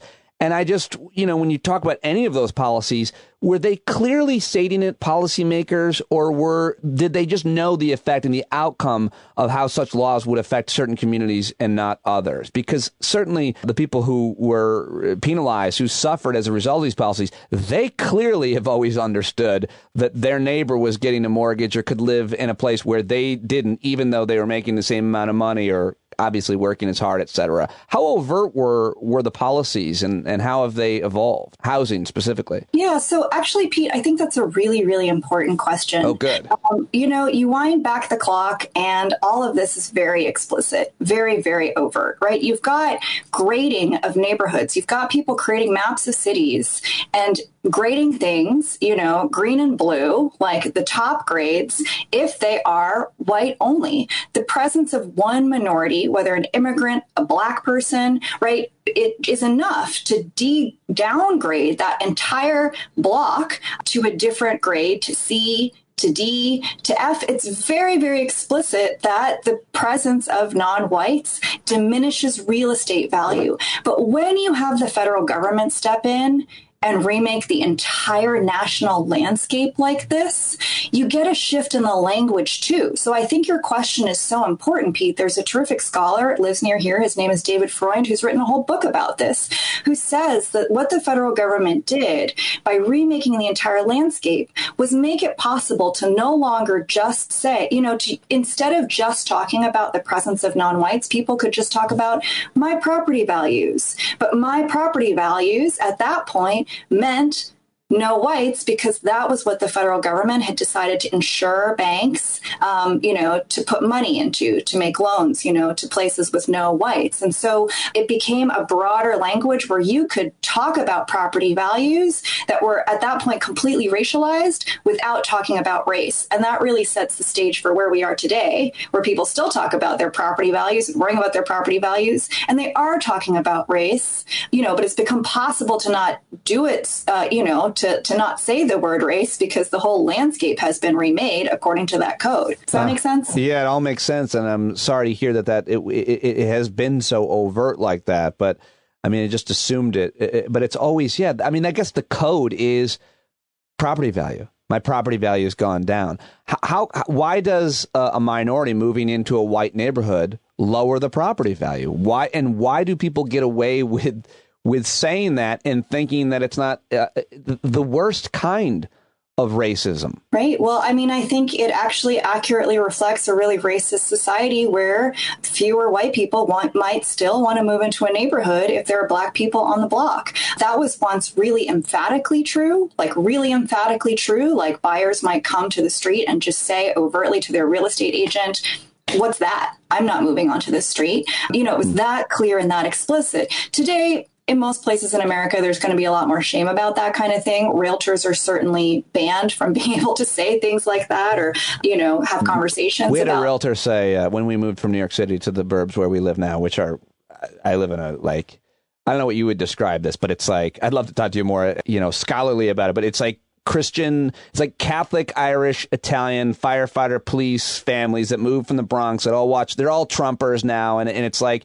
when we moved up here and we were looking, that wasn't something, we were just looking at schools. We could talk about that. But I remember the real estate agent using the word colorful when we looked at one community. And on the ride home, it clicked. It didn't before that. I did not get what she meant by that. But I was like, oh, that was code for it's not just white, I think. Yeah, I mean, it's a really interesting thing where, I studied gentrification. So when I was looking for a home, I was asking about gentrification. And I did have real estate agents say to me, we're not allowed to talk about that stuff, because they're explicitly banned. How long ago was that, though? Because we bought a house here in 2007. I wonder how much has changed in the way real estate agents talk about property. Really in just the last few years. Yeah. So how do, one thing I get tripped up, and I live in this world between kind of interviewing people like you and talking to people like me and on the show and in my community. And I feel like it's sometimes hard to explain, maybe not, but what racism is, what it means to be racist. And I feel like scholars and academics think about it one way, and then everybody else thinks about it another way, which allows us to say, well, I'm not racist. I don't have a racist bone in my body. I don't say the N-word. I don't think this. I have plenty of friends who are black. I always tell people, now I tell people, I say, listen, the most racist thing you can do is vote for somebody who is going to make it harder for black people to vote, because we already did that. We were supposed to have gone through that, and now those laws are back. But that's what we're talking about when we're talking about critical race theory and teaching history and why it matters. And that's certainly what we're talking about when you hear words like structural racism and systemic racism. It's the policies, not that you're mean to a black person or even that you're overtly racist. And finally, I was like, like black comedians have often told me, on stage, on the record and off, like, we don't mind racist people as long as they're just overt about it. It's the more quiet, subtle, coded stuff. And that's what I think people think of when they think of racism. I don't. I think of what you teach your students and what you're a scholar on, which is the systemic structural stuff. How do you define it to people? How do you talk about it? I mean, I think you're actually hitting on something really important about it, which is it's not just one thing, right? And to pretend like it's just one thing and you can identify it and it's this and not that, so people can avoid it or steer clear of it, I think it's just the wrong way to think about it. And people obviously are very scared of being called racist. And of course, it's unpleasant. No one wants to be called a racist or to think of themselves in that way. I would much prefer that people just think about it in terms of what they don't understand about this country, what they don't understand about this country because they've been kept so separate from their neighbors. The communities have been so segregated for reasons we've already talked about, even on the show. In the short time I've been on the show, we've talked about how communities came to live so far apart, and people don't necessarily understand why. There's even more to it than that, honestly. I mean, it is, one thing I've looked at really carefully is the whole history of how we've taught property law, of how we've explained it to people over, over 100 years. I've looked at the different textbooks that they use to teach law students. And this is just one example, but I think people are doing this in different fields. There was a concerted effort to take out the entire subject of slavery. At a certain point, there were lots of cases that just talked about, disputes that people were having about their property and enslaved people, because that was normal. That was like the second biggest, commodity in terms of total wealth in the colonies on the eve of the revolution. So this is a lot of just property in the United States is property and enslaved people. So it makes sense that in the early years, all the case books have cases talking about this, but then there's just kind of a gradual filtering it out. There's an exclusion of all the cases that are coming down in the Supreme Court about racially restrictive covenants. I mean, there's no better term for this than erasure. There's been an erasure that's part of a whitewashing campaign, that's frankly part of a PR campaign. It doesn't look very good. It doesn't sound very nice. And it's not what they taught. It's not what they taught young law students to think about going through the nation. They were teaching, through their education about the history of the nation and its laws. They were teaching them to be very patriotic, to be very proud of how the revolution creates freedom and independence and landed independence and all of that. And so, I think, not to jump the gun, but this gets us right to the fight over critical race theory. There is just a lot of information in the record about how the business of slavery worked, for example, about how important it was for hundreds of years to, what they called acquire lands, to take the lands from Native nations in the first place to put them onto market. And all the consequences felt by those communities are not were not what was written in history books, but they are in the historical record. They're in the archives. They are part of all of the major events of this country. When you look back historically, it is irresponsible as a historian to ignore what's there. And then we have this other totally filtered out version of American history, which I think is what the opponents of critical race theory want to go back to, But when you see the difference between all the records of the U.S. government, of all its agencies, of all the officials, the states, towns, everything, people of color are there. You know, enslaved people are there. Freed people are there. Native Americans are there. You know, so many immigrants are there. There's so many other stories that have just never been told. And I think that's really what's at stake in this argument. You know, with these kind of anti-critical race theory bills, they're asking to go back to a place where we don't tell any of those stories. But the world has changed a lot. A lot of the people who are telling the stories are actually from those communities, you know? You said in many of these anti-critical race theory bills. So why is it important to teach a more accurate history when it comes to the role of race in our history, which is, you know, everywhere? Why is that important to teach young people today? Because you hear, I don't know, I saw this video of some white woman crying about, you're teaching my daughter to hate herself. And of course, my comment was like, I'm sure you're doing that yourself, but I'm a jerk. So I'm wondering why it's important to teach this stuff and how we could be, I want to try to be more compassionate to people's rejection of it so we can let them understand if you want progress, if you want healing, we have to learn about our history and how it affects us right now. Why does it need to be taught? And why do you think people are rejecting it so harshly? I mean, I think for exactly the reason you just said, it's awfully hard to understand how we got here without knowing something about the history.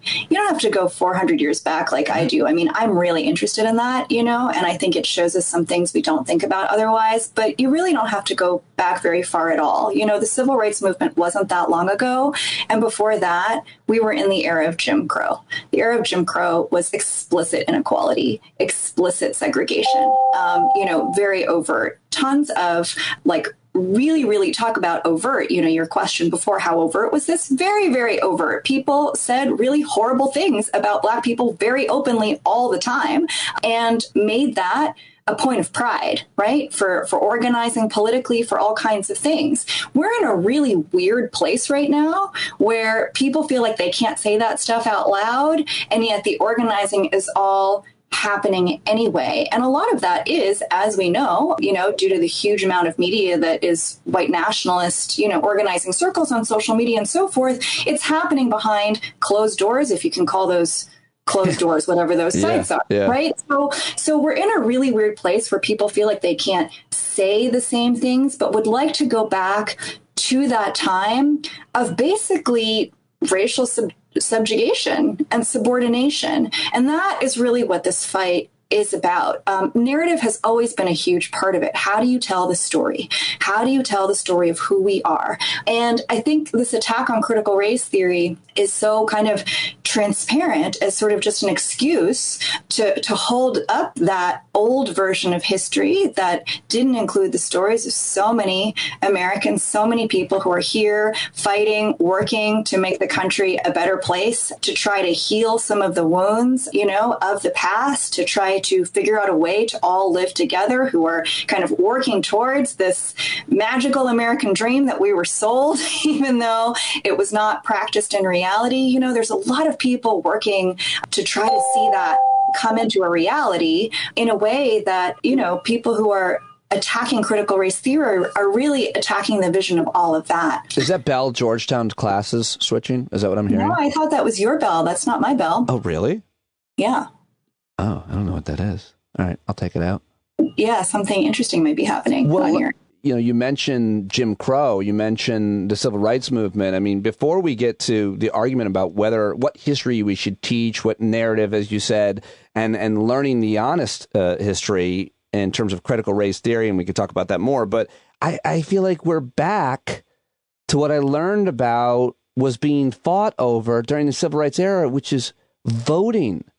How important is that conversation, and are those laws and the Voting Rights Act, which was confirmed by all of the Republicans in the Senate up until, 2010? And then, of course, the Supreme Court, you know, Shelby gutted the Voting Rights Act, Section 5. Like, where are we now with these laws being passed? How concerned are you about all of that? I mean, I think your question already suggests an answer. We're back in the same place. Fighting about voting rights, fighting about voting rights. When they fought about voting rights, before the civil rights movement was after abolition. the abolition of slavery and trying to actually extend equal rights to all citizens. Huge fights over voting. Massacres after Black people won elections. It's a part of our history we don't study, but I personally am pretty convinced that if we did study that history, what we're seeing today would not be that surprising, right? It feels surprising after we all accepted some kind of narrative that we were, not we all, right? Some people always knew, but after a lot of the country accepted some narrative about how we were post-race, it's colorblind now we're all equal. Of course, if you look at indices of inequality, education, wealth, all of those things, those gaps have never been closed, which is what people are saying now, why we need to examine things structurally. What they mean is to look at the way that we just do business as usual. How do these outcomes still remain so unequal? One of the criticisms that I find has been very effective of critical race theory, and again, these are all like a page deep or not deep at all, but is that its, foundations are in Marxism. And then, forget it. There goes the story. You're not even going to listen anymore. But the history of the origins of the theory are certainly leftist, but I feel like that really confuses people and misleads people about the importance of it today and how it's evolved and how scholars themselves don't necessarily agree on some of this stuff. So what do you make of the criticism that it's founded in these Marxist ideals and this is what Joe Biden and Democrats want to do? That's what this critical race theory is. They're going to teach your kids, they're going to indoctrinate them into being socialists and Marxists, which has been a drum they've been beating forever, really, conservatives. So the idea that Joe Biden is a Marxist is really hilarious. I don't know who could look at his entire record and anything about the man's life that would suggest that he was a Marxist. Look, they're turning critical race theory into a boogeyman. They are teaching people they can turn anything into a boogeyman. Yeah, go ahead. Sorry. Exactly. And Marxism is already a boogeyman in this country, right? Yeah. Marxism is a very successful, the Red Scare. People hate socialism. They don't really ask what it means. They don't really know much about it. Doesn't matter. It's a reason, as you said, to just turn off the channel. Critical race theory, they would like to make that equivalent. One way is to link them, right? It is not true that the school, the thinkers who founded critical race theory were even necessarily engaged in an economic critique in all of the work. Certainly that is implied in terms of thinking about inequality, but I think one thing that people don't understand about critical race theory is that it's a really broad school and people had lots of different kinds of ideas and were engaging in it in lots of different kinds of ways. One thing that they did have in common was to try to center the issue of race, because as we were saying, it was taken out, right? It was taken out. It was not a part of analyses of American law, of American history, of how we understand our systems at all. And they tried to make it central. One way that they were able to make it central was to critique the way that we tell our stories. And so here, we're kind of coming back full circle again. A lot hangs on the way we tell our stories. They're very, very, very powerful. And critical race theorists have been involved from the beginning in changing the overall narrative. A lot of other people are doing that today in more popular ways than critical race theory. The whole fight over 1619, that is one major attempt to just introduce a different kind of narrative, a different arc of history, to get people to think about things that they didn't know, right? And so I really think that that is what's at stake here, this fight over the story. And the truth is that there's not just one, there's never been just one, and that's the point. Yeah, no, it's so well said, and those stories get told. I don't know if you ever, you're a brilliant scholar, I don't know what I'd love to talk about sometime how much attention you pay to media, mainstream media, if you will, because I always feel like scholars don't pay enough attention to it because the narratives that you're talking about start with the Fox Newses, the Rush Limbaughs, the radio, the podcast, the YouTube, and people get the argument. They're told a story and a narrative, and that's what works, and it takes off. And as I told you before I hit record, every video seemingly on YouTube, critical race theory, is by someone on the right that's demonizing it that also doesn't really have any understanding of what it is. So, are those narratives generally seemingly created, do you think, in media by politicians? Is that what you're talking about?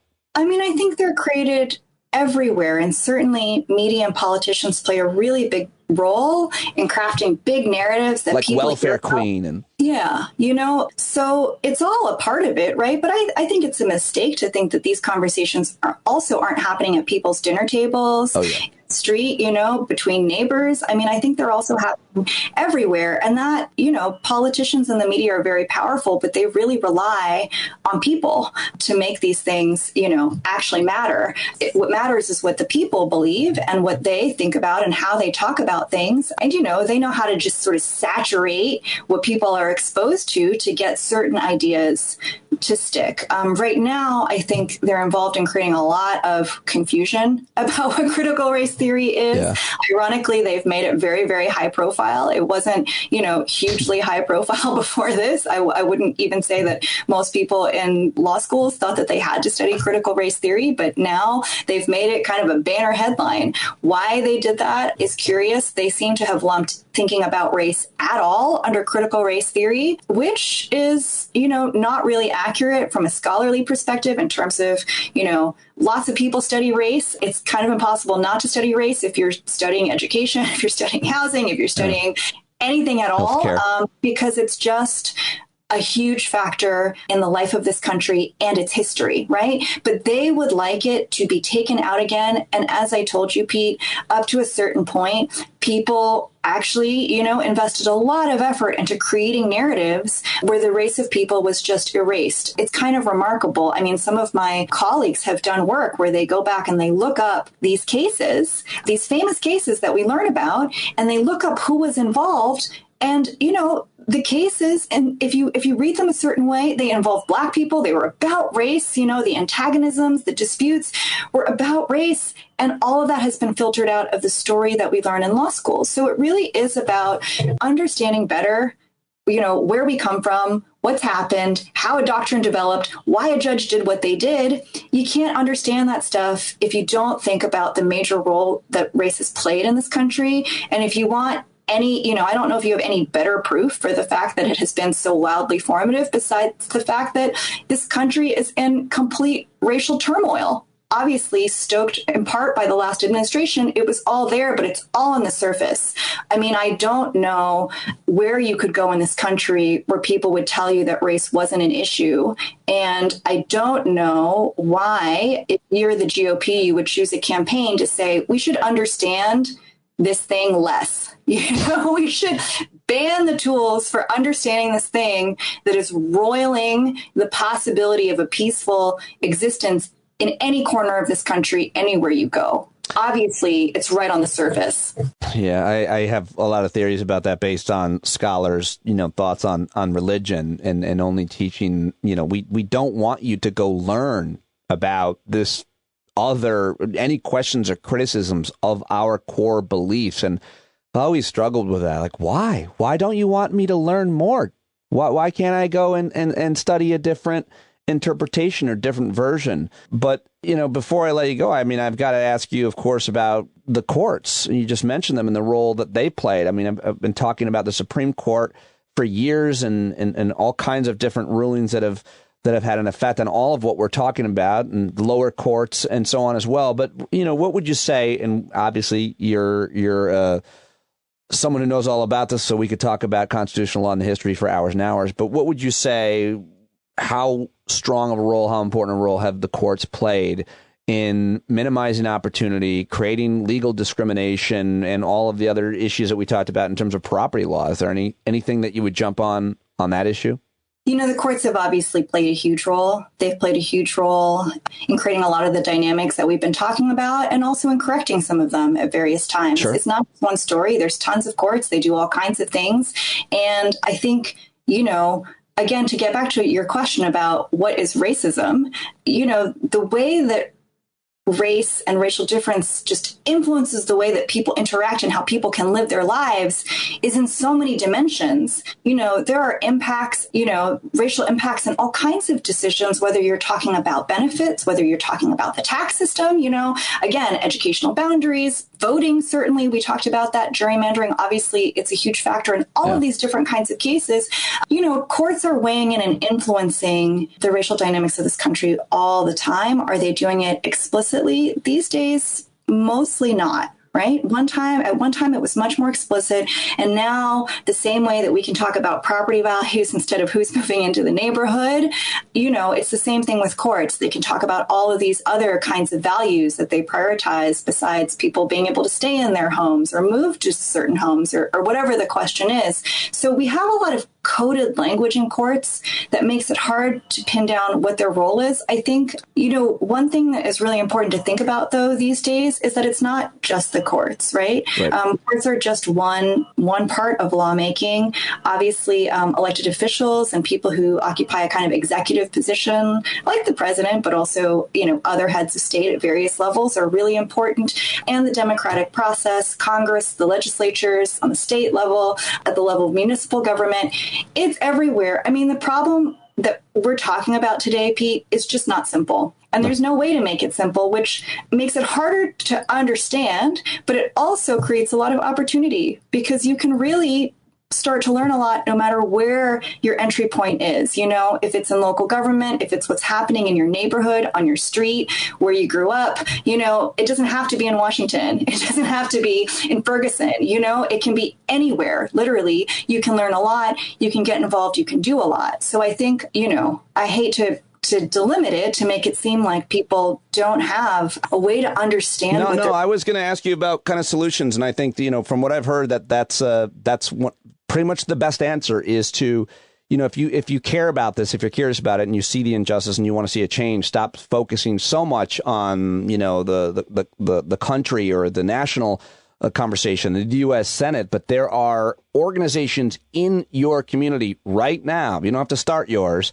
And you can jump on and get involved. And you've done that, of course, in your own life and career. So finally, getting to that solutions question, do you see policies outside of, we already talked about voting and access to voting and the health of a vibrant democracy and social and so on. But what's another policy that you would see that you've seen other countries use or that we could change easily, from healthcare to education to employment? I mean, I've heard so much about the importance of early childhood education and how that changes outcomes.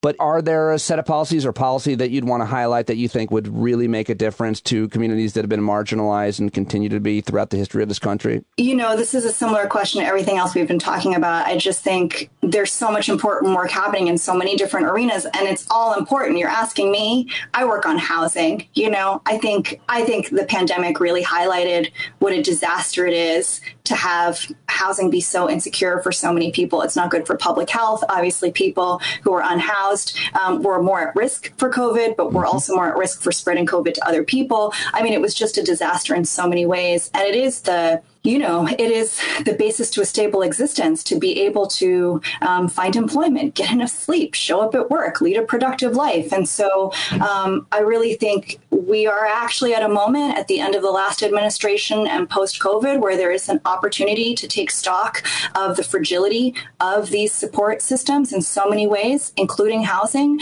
And I guess I would encourage everybody to just think about how important just this basic kind of provisioning is. It's hard to really think of very many places in the world that have less housing stability than in the United States. And if you find some, I guarantee you, like all the issues of public health and, hardships of life that follow from insecure housing are also going to be present there.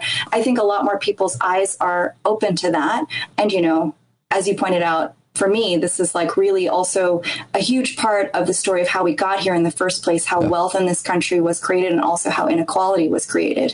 So for all those reasons, it feels really important to create more equity on that front to me. Yeah. Oh, so much more to learn, so much more to talk about. I am so happy to have had some access to you, to be in your Georgetown classroom via a video link. Really appreciate you joining me. I'll have a million more questions, but I learned so much from preparing to talk to you and talk. How did I do? I hope it wasn't too all over the place. I know these are huge questions, each one of them. So I was very insecure about this because you're an intimidating it was professor. Great. And I appreciate your taking so much time to try to prepare. Can I go back to one thing that you started the interview with? Yeah, absolutely. Just to go full circle. Yeah. You were asking about the work I did, and we talked a little bit about banks, but I also wanted to say, it's not just banks anymore. Post-foreclosure crisis, I would say, the banks are now regulated. They're not allowed to make ninja loans like the type you got. Now we're looking at small and mid-sized lenders that are everywhere doing like 1,000 different types of predatory things.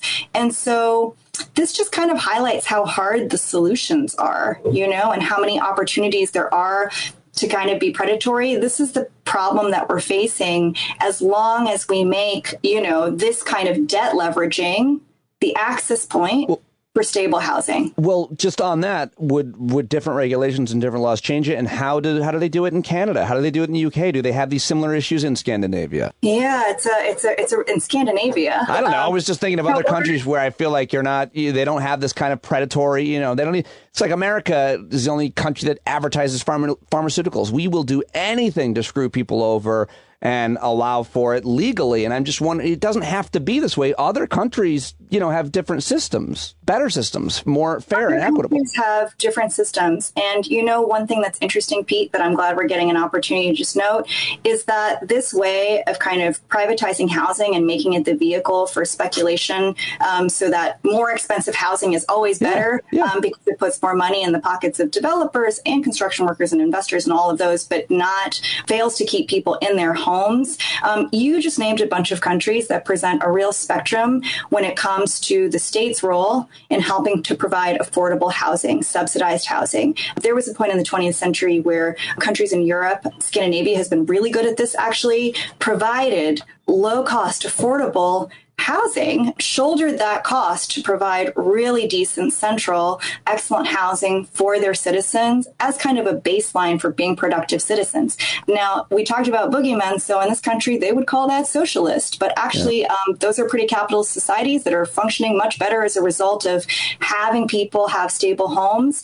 Unfortunately, the United States has been part, a lot of investors, people who make a lot of money off of the model that we have here, have put a lot of pressure on countries all over the globe to adopt our style more and more. So that kind of housing security is actually under threat everywhere. In every one of those countries that you named, they are also kind of fighting this and seeing the rise of more speculation in housing, more housing insecurity, less affordable housing, more people on the streets. And so that really is where we are today. Well, that was depressing. I thought they were getting it right, and we could just copy them. But they're actually more influenced by our form of, I don't know what word to describe it as pejoratively as it deserves to be. But when we ship these ideas out, and, a few people make a lot of money off them, and the vast majority of the people get screwed when it comes to housing, education, healthcare, whatever.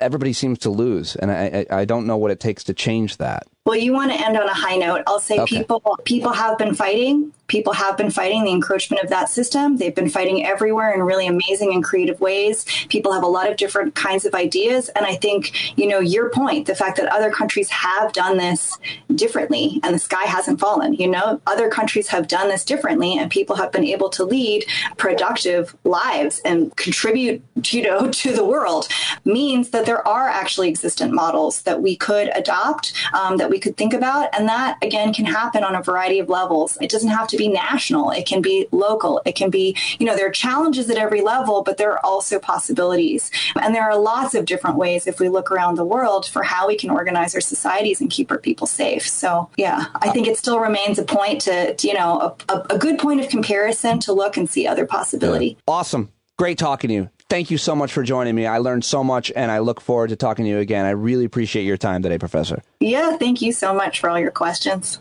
Stand up. All right, that is Dr. Kate Sue Park at Georgetown, and that is the program for today. Thank you to Charlie Sykes of the Bulwark. Thank you to Alec Peters for suggesting him. Thank you to Pete Coe, John Carroll, and everybody supporting this podcast with a paid subscription. Thank you for subscribing, for downloading, for listening, for favoriting, for 5-starring, and telling your friends about it, because I cannot do it without you. Thank you for your ongoing support. Please consider a subscription if you haven't already. Go to the paid subscription link in the show notes. Sign up now, patreon.com/Pete Dominic. You want to contribute in any way to this program and the community that goes along with it, I'd love to hear from you. Email me, standupwithpete@gmail.com. And I will hope to see you this Wednesday night if you are a community member. Wednesday, not Thursday, this week at 8 p.m. The link will be in the daily email that you get, along with a shot of vitamin N, a nature picture from a subscriber, a new one every single day, along with a little message from me and the special show notes.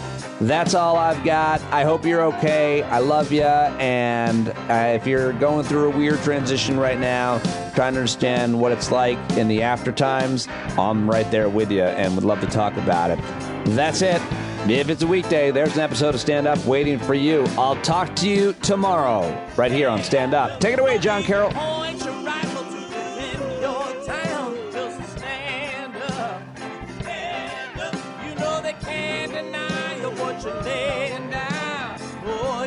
Stand up. Show your face of every color, yellow, black, red, and brown. She's the place where every lost child will finally be found. There's only one thing to do before we stand our ground, and that's stand up.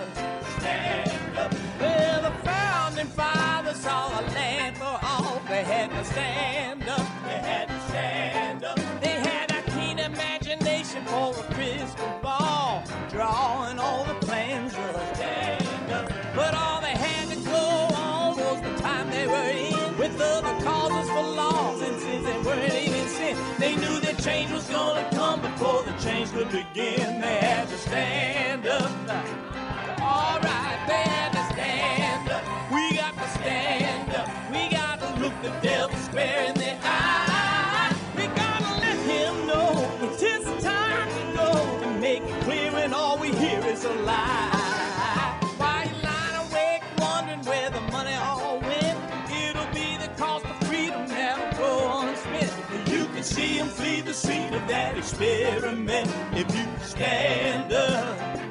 All right, we got to speak up. We got to reach up and raise your voice in every way you know how. Don't be toes up. You got to show up. Ain't no better time to do it but now. No need to pledge allegiance to no wanton tribe. Rise up and show obedience to the voice inside. And listen well and it'll tell you not to run and hide. It says stand up.